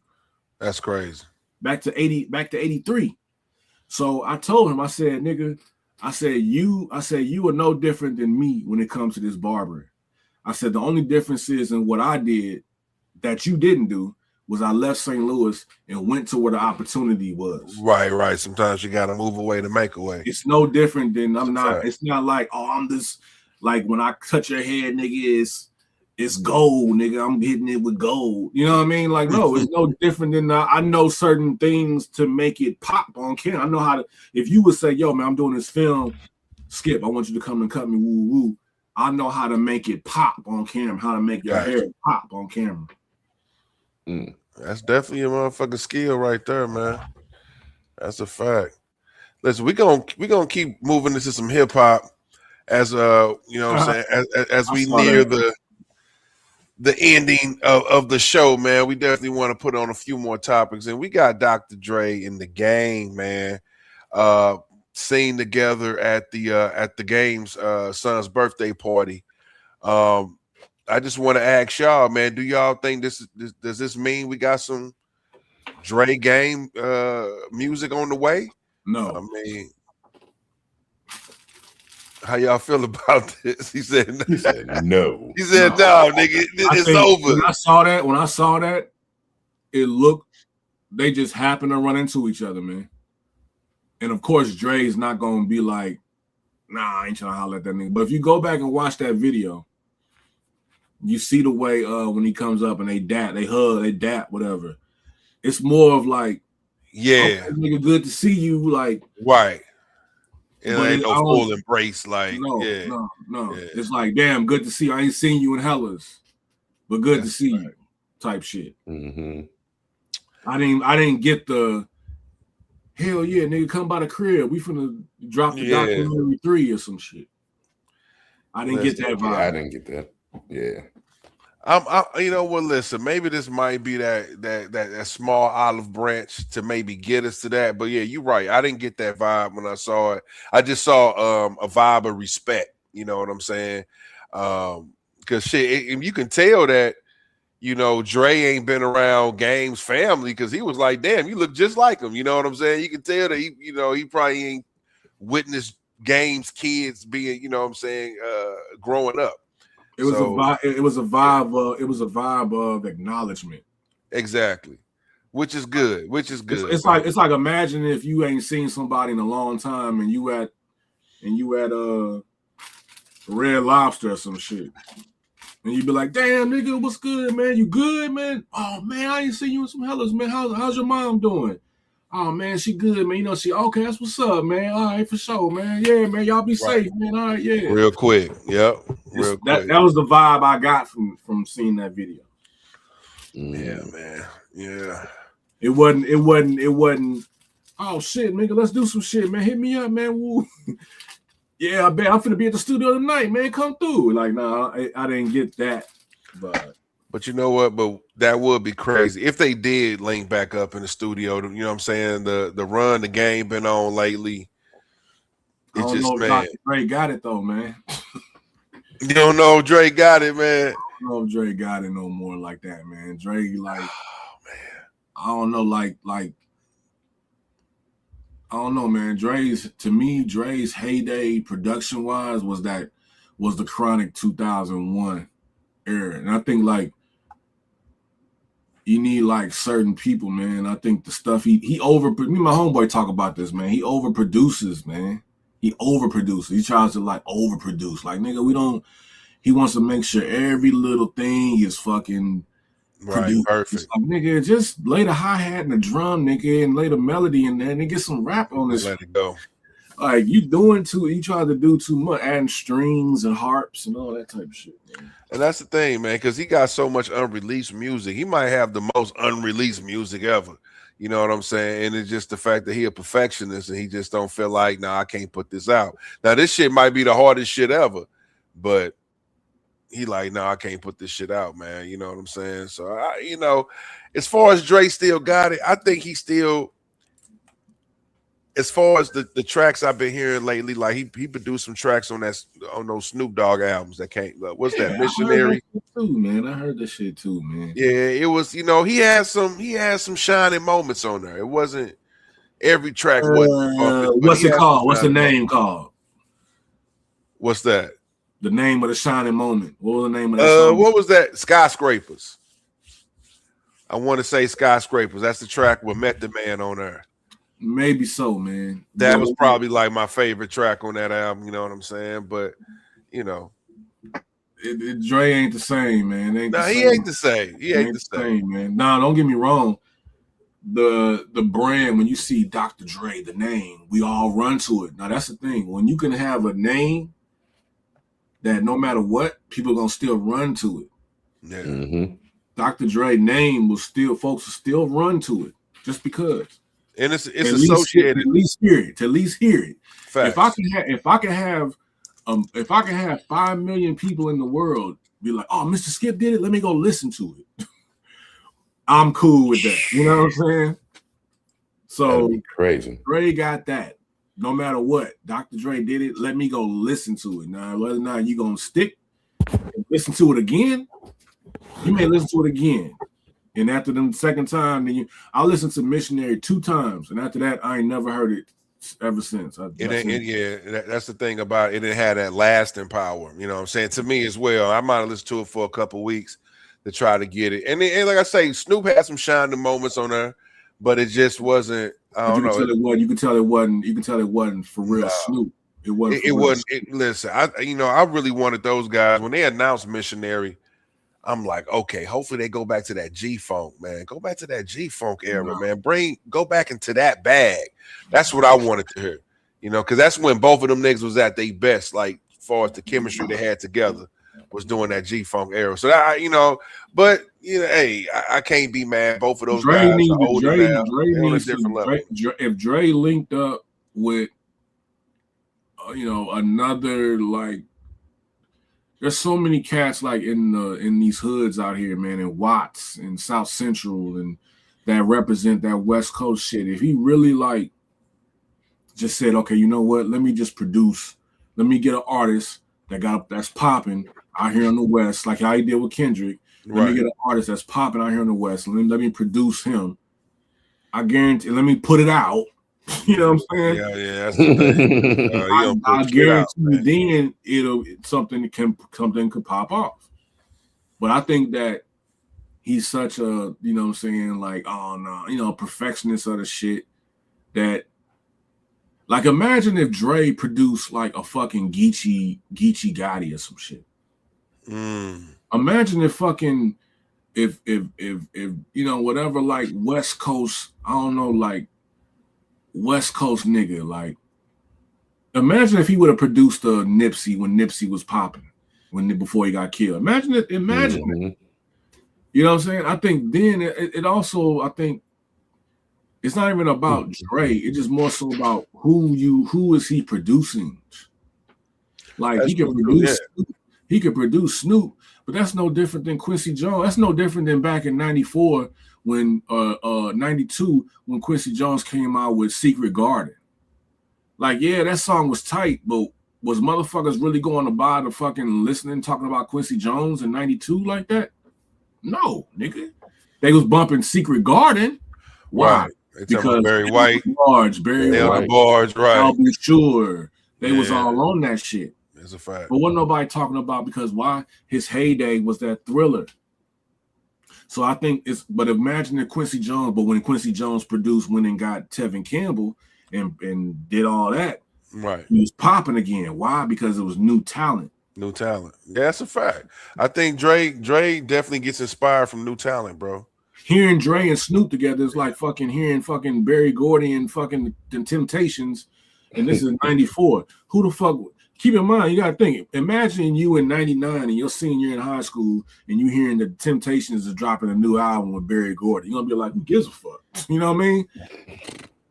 Because it's gonna be just your core fans. Like it's gonna be your parents. Right. Parents that's a fact. You ain't gonna give a fuck as an 18-year-old in '99. You ain't gonna give a fuck. Like, you know what? It's only a few times where you seen people, like we just talking about R. Kelly. Now R. Kelly did have that ability to take an older talent and bring them into that modern age, like he did with Ronald Isley, like he did with Charlie Wilson. You know what I'm saying? But that you don't see that a lot. That's like the reverse of it. You know what I'm saying? Where you take a guy from the past and make them relevant in modern times. You don't see that too much. You know what I'm And saying? you want to know, and the reason being is because you got to also remember too, just that time period. I think nowadays we in a different time period of the Yeah, we in stream. a way different. Yeah, So we in a back then with the motherfucking with the Mr. Biggs and all that shit. right. There was no streaming. It was like the new song, the new arc. When R. Kelly came with "In the Closet," it was part 3 next week. You know what I mean? It wasn't like this is how we're gonna watch all these parts tonight. Streaming, right? We're gonna binge watch this shit, We're right? gonna watch. You got part 1 and 2 tonight. Yeah, you had to wait on that shit. Wait till next week. Yeah. For 3 and 4. Yeah, that's a fact. Or whatever the next day or some shit. That's what y'all remember that shit? That shit. You had to wait. So there was a different time period. Nowadays, because of streaming, it's too much over. It's so many music coming out. You can just stream that shit, hear it yourself, and then be like, that's cool, and not even come back to it. Yeah, that's the problem with it. It's the game is so saturated. A lot of albums don't have a lot of staying power like they used to, bro. Albums don't have a lot of staying power, and even back then, them days when you had to press up CDs, I was pressing up CDs and going out there on Delmar. Me and my homeboy going out there on Delmar in Washington, selling CDs in 2002, 2003, hand to hand, to where it's like now you can just drop an album and shit and put it on through DistroKid or something, and it gets out to the world, and then boom, that's it. That's it. Totally different, man. It's different. It's saturated. So when everybody, but you know what changed the game on that? What made it saturated like that? What started it was Soulja Boy. Soulja Boy gave. He the first. He do everything. He the one. He gave the quote. What they say, the YNs. He gave the young boys. He inspired them. He gave them access to say, you know what? I can just get me a computer and create and record myself and drop my own shit. That's a fact. He started a wave, man. He did that shit. That opened it up along the side. Him, Soulja Boy, and Lil Wayne. Soulja Boy for the giving the access to do it yourself, and Lil Wayne for the amount of material that he was putting out. Exactly. Because you definitely couldn't do that back in the day. Fuck no. They wouldn't let you put out like all the shit Lil Wayne was doing. Like, nigga, you would not be able to do that back in the old school model of rap. Like, no, he wasn't doing that on no Def Jam. It had to be in a situation where he had that freedom, you know what I'm saying, from like a Cash Money independent type label to be able to drop on it. It gave access to artists to put their music out on these mixtape sites. Exactly. Where they can put it out on that Piffs and all that shit. Once Spotify came around, then now all of a sudden now you got these distributors coming out the woodwork saying, okay, you got your music. We'll distribute your music to Spotify, Apple Music, all the platforms right now. You know what I'm saying? So when you got access to record some shit and drop it so the world can hear it. That's different. It makes the game a lot easier, man. You know what I'm saying? As far as getting your music out. KG, man. Anything you want to, you know what I'm saying? Anything you want to talk about, man, before we close up and get on out of here for the night, man. Anything else you want to talk about, bro? I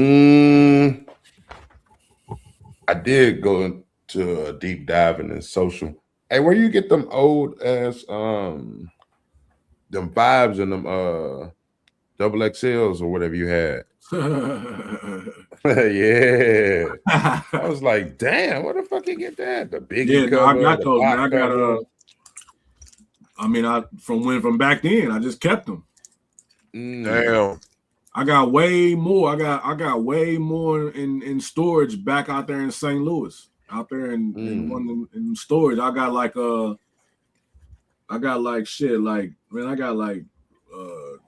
two of them bins. Two of them bins, man, of totes. Yeah, totes of like records. I got like about 4 or 5 tote bins, and I got like about 4 or 5 boxes of magazines, man, of double XLs and Source magazines, and I think I got the very first Source magazine I got was the one with it was Too Short, and it was talking about the 92 riots.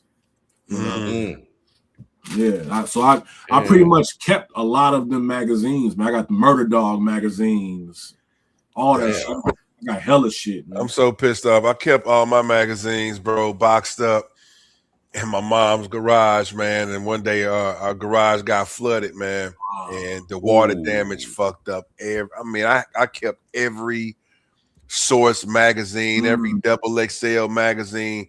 Like I kept all that shit, bro, and everything got destroyed, bro. But so it's pretty dope that you got that, man. I got all that shit. The thing about it was I was trying to sell them. I was trying to because I go on eBay and I was like, man, let me go on eBay and look up each one. And shit, man, it like the Tupac one or something. I think the Tupac one was like $150 or something. I'm like, man, I got this shit, and they all in good condition. But it's like, I'm like, should I put this shit on eBay? You know what I mean? I don't know. I can show you how to navigate eBay. That's my thing. And the thing is, because before I moved and came out here, I was selling records on eBay. I remember I sold the Showbiz and AG. Shit was an album that they did. I forgot the name of the joint, but it was a 12-inch. I remember I sold that 12-inch for like $40, just like the 12-inch, the single front and back of Showbiz and AG. And this was in 2009. It's crazy. I got a Pete Rock and CL Smooth 12-inch. It's I think it's Mecca. I think it's Mecca and the Soul Brother, a certain version, and then the other side is like it's another song, but then it's a hidden song that was extra on there that wasn't even on the Mecca and the Soul Brother album. I mean, I remember looking on eBay back then, and that album was like $350 back in 2009. That's crazy. And I still got that. Like about triple. I still got that. I still got that back at the crib. Yeah. So it's like I'm sitting on all these records, but I don't know how to maneuver to be able to like try to pop them off on eBay and shit. Yeah, and they actually have, because I'm about to go to one Sunday, but they actually have the physical record shows too, where you can go be a vendor and just have your shit set up, and you can name your own price, and people, come in there and buy your shit from you like that too. Well, I know all my records are back there in St. Louis, but as far as what I would do is I get a box and like put like maybe 30 of those magazines in it and just ship it back here to myself, so that way when I fly back here, it just shows up. You know what I mean? So I got like 30 magazines here with me. You know what I mean? The ones that I posted. Yeah. If you ever find the one with Pimp C with that bucket hat on, let me know. I want that. The Pimp C with the bucket hat. That may be on. I think I know you're talking about. Yeah, was that Murder Dog? No, that was the Source. The Source of bucket hat, and he was like, they had the Gucci bucket hat on. He kind of like that. Yeah, he was like with the chain or something like that. Yeah, I think I got that back at the crib. Yeah, I want that motherfucker. I remember that because I seen that on eBay. Like you said, shit, that motherfucker had sold for like $60-$70, and that was within a few years ago. So that's what I'm saying. I need to probably go back and backtrack. What I plan on doing is going back and backtracking and really mapping out how that is, and then get the little the plastic and put them in the actual. Oh yep. Yeah, and sealing things up. Yep, that's a fact, bro. Right now, I just got them in my closet, like just boom. You know what I mean? Okay. But yeah, I thought that was dope, man, because I got a few myself. That's what I was just like, oh, okay. What's them producer magazines that was popping at that time? That's the producer ones. They had Timberland on the front. They had, they had Dr. Dre on the front. And they be talking about all the damn NPCs and all that shit. I forgot the name, but I forgot the name of that joint. Yeah. If you right there in my whatchamacallit, well, yeah, it's like I forgot, but damn, what was that shit called? But anyway, yeah, I had that shit. Damn, I got all of those. I can't remember them all. Damn. Man, that's when everybody was grabbing magazines. That's when that shit was popping. That's the only way you got your information on what was going on behind the scenes. Yeah. Was That the was- magazines. That was You know that what was I'm the saying? thing. That When I was moved when I moved out here, I was like, I stopped reading those magazines. I stopped reading The Source. I stopped getting the XXLs. I stopped because I realized, like, damn, like, it started feeling like, why am I reading this person's story and I'm out here living mine? So it's like I started becoming my own source, my own XXL. Mm-hmm. So I stopped reading that shit. That's dope. I'm super dope, man. Well, Man, I Mr. appreciate y'all, man. Hey, I want to No, say, go ahead. Yeah, man. Go ahead, talk to the people, appreciate bro. y'all for having me come through, man. I appreciate y'all, man, for listening. I appreciate y'all, man, for hearing my story. Man, I mean, I just appreciate, you know what I'm saying, people to be able to just hear it, you know what I mean? Hear the shit. I know somebody probably watching this, you know, can feel inspired, man. You know what I mean? Exactly. And know that just because it may feel like it ain't never gonna happen, don't mean it ain't gonna happen. Bro, and you know what? It was one topic we didn't get a chance to talk about, but it was concerning Too Short, and you know, he was talking about how he had scored his biggest hit in his 40s. You know what I'm saying? So he was basically saying, if I would blow the whistle. Exactly. You know what I'm saying? So he like, if I would have stopped in my 20s and 30s, I would have never got to the point of making my biggest hit. You know what I'm saying? So yeah, it's never That's the too late. thing. That's the thing, man. When I moved out here, because I'll be 50. I turn 50 next month. You know what I mean? Oh, that's what's up. But I moved out here at 33, turning 34. Matter of fact, yeah, they're around this time 16 years ago. So 33 going to 30. So and I look back on that like, damn, that was 16 years ago. And to be 33, I started a whole new life. So for anyone who out there is, you know, in their 20s, I run across different 20-year-olds that be getting stressed out and feeling away because things aren't where they want them to be. And listen, man, don't trip off none of that. You know what I'm saying? Like, just enjoy being in your 20s, man, because you still got your 30s, you still got your 40s coming. You know what I'm saying? And life, and as long as you stay focused and determined in whatever it is you want to do, like, people will hit me and be like, man, I think for me, I just realized at an early age, like, I don't know, man. Like, you know, it's like you kind of go with what your parents want you to do. You know what I'm saying? Like, okay, I went off to college. I got my degree. I did all that. But then at the same time, it's like, what makes you happy? Exactly. You know what I'm saying? And how can you figure out a way to make money doing something that makes you happy? You got the richest people out there in the world that are unhappy because they're not happy, even with all that money. You see what I'm saying? So it just kind of makes me feel like we all have a gift, man. You know what I'm saying? We all have a gift, and it's just about honing in on the gift that you have, man. Some people got a certain gift, like I was saying in the other interview. Some people got a gift of being able to write. Some people have a gift of being able to move and stack and move and build, put boxes together, and you know, working at UPS, right, exactly, or some shit. You got to find your lane.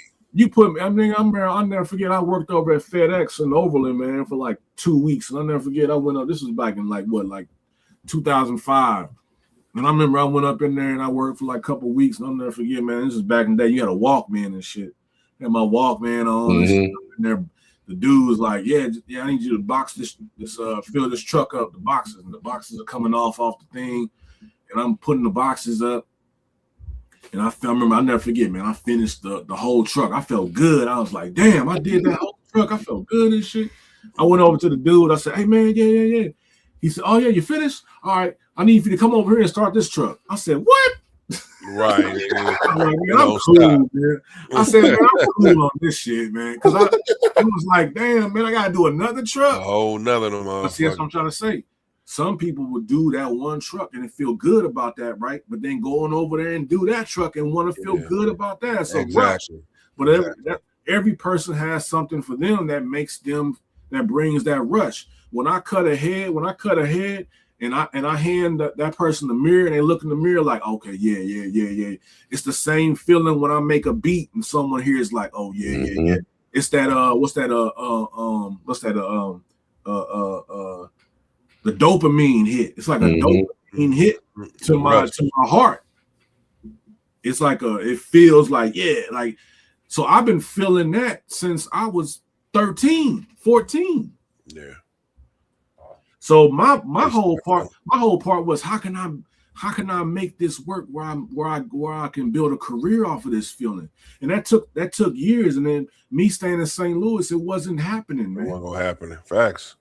So I had to leave. I had what they say, you have to travel yonder.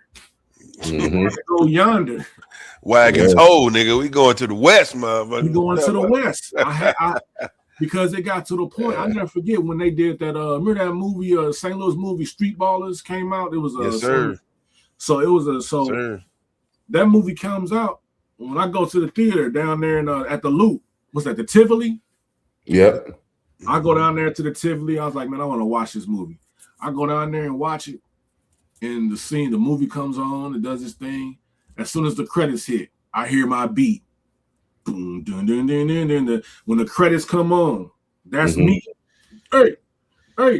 And I'm like, what? Man, that's hard. So to be sitting in the theater hearing that shit, I'm like, it just got to the point where it's like, nigga, I gotta go. That's it. I gotta go.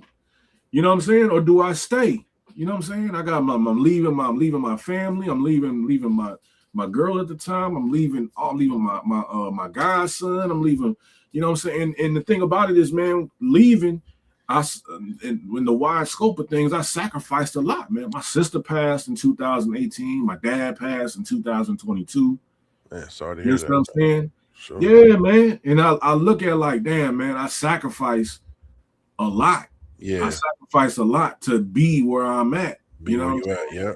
And that's what, sacrifice, you know what I mean? And I'm sure that's why you appreciate it even more. You know what I'm saying? Because what you had to give up to, you know what I'm saying, realize your journey and to walk your path, man. So, and bro, and that's why we appreciate you, man. We got to get you back on because I know it's like a whole litany of thousands of stories that we ain't get through, bro. That's why we got to have you back on, man. But it's hey, man, I'm glad I was here because this feels like me just hanging out, just, you know, hanging out. And that's the feeling. That's how it is. That's how it is. You got to keep in mind. You got to remember, I'm a barber, man. Yeah, barbershop talk, baby. Exactly. You know, that's exactly. This is what I'm on. This is what I'm on. You feel me? Exactly, and that's where, you know, at the barbershop, everybody can pretty much spit their game and talk their shit. You know what I'm saying? Everybody got a voice, and that's our whole premise to this podcast, bro. Everybody got a voice. Everybody got experiences, and everybody got something they can relate to and speak on, man. So, but man, on that note, man, listen, man, like I say. Anytime you want to promote anything, or if you got anything that I saw that you might be having you got a short film coming out, man. Man, you know, that's an AI shit, man. You know, I'll be in my AI bag. Okay. But you know what I'm saying? I'll be in my AI bag, man. You can't be fearful of it. You got to get with it, man. No, you got to embrace it.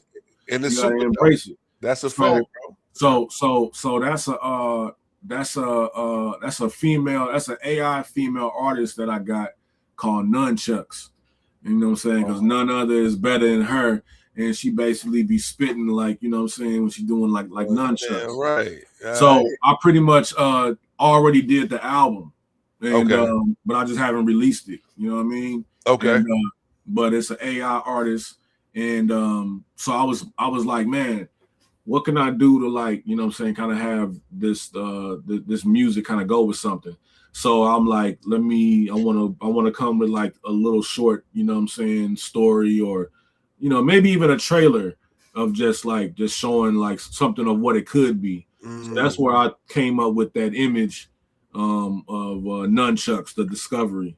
Okay. That's why you see me and you see her kind of looking like, it's kind of like telling you in the story, like, you know what I mean? Like, it's the discovery, soundtrack coming with it and shit. No, that's hard. Yeah, I definitely saw it. I'm like, okay, my man in the short film bag. You know what I'm saying? Man, that's what I'm trying to say, man. I got all kind of shit coming, man. I got when I was doing the stuff with Sora before they shut down. Yeah, I hated that, man. Yeah, I know, man. I did episodes called On Set with Skip. Yeah, that shit funny as fuck, bro. Yeah, the onset with Skip. Yeah, I that did shit another funny one as called Skip's Clips. I did another one called Me and My Dinks with me and my dog. I did another, like, you know what I'm saying? So Yeah. I'm in that space of like creating visuals and whatnot. Also, I mean, I've been working on some music for Real Housewives. They got a season coming up called Ultimate Girls Trip. Okay. So I've been working on background music to be submitted for That's Real fire. Housewives. That's fire. Well, listen, bro, we definitely hope. Yeah, I that know, you man. It's a get lot, those man. places, It's a and lot that's of why we got to bring you back, man, for a lot of sure, shit. dog, so we can get those updates. You know what I'm saying on those upcoming shows, man. Yeah, man. We should like check back in like 6 months, man. You know what I'm saying? I come back around, like, man, you know come what I'm saying? on, What's not like say less. like, you know, like in October or something. You know? Oh, man, say less, bro. You already know this is your home, bro. I appreciate it, man. Hey, KG, man, any closing words you got, bro? We got to talk about how he linked up with Guy Fahim though later on. That was, man, he blew my mind with that. For sure, man. That's what I'm saying, dog. This man Project was with getting him, tracks man. for Jenna. Crazy. I seen the clip.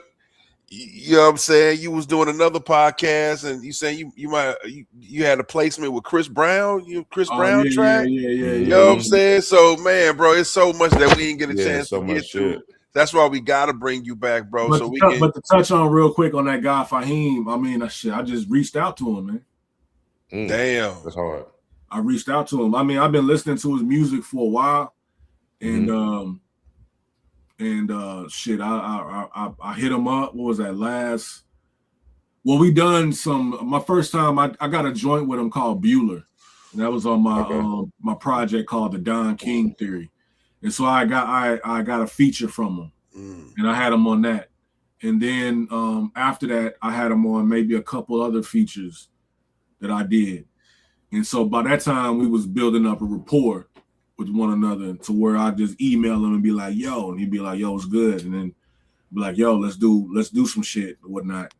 And shit, man, you know, he the dunk god. So I sent him those beats that you hear whenever you get a chance. I know you haven't heard it yet, now that you know. But those beats I sent him. I pretty much locked in and created those beats in a week.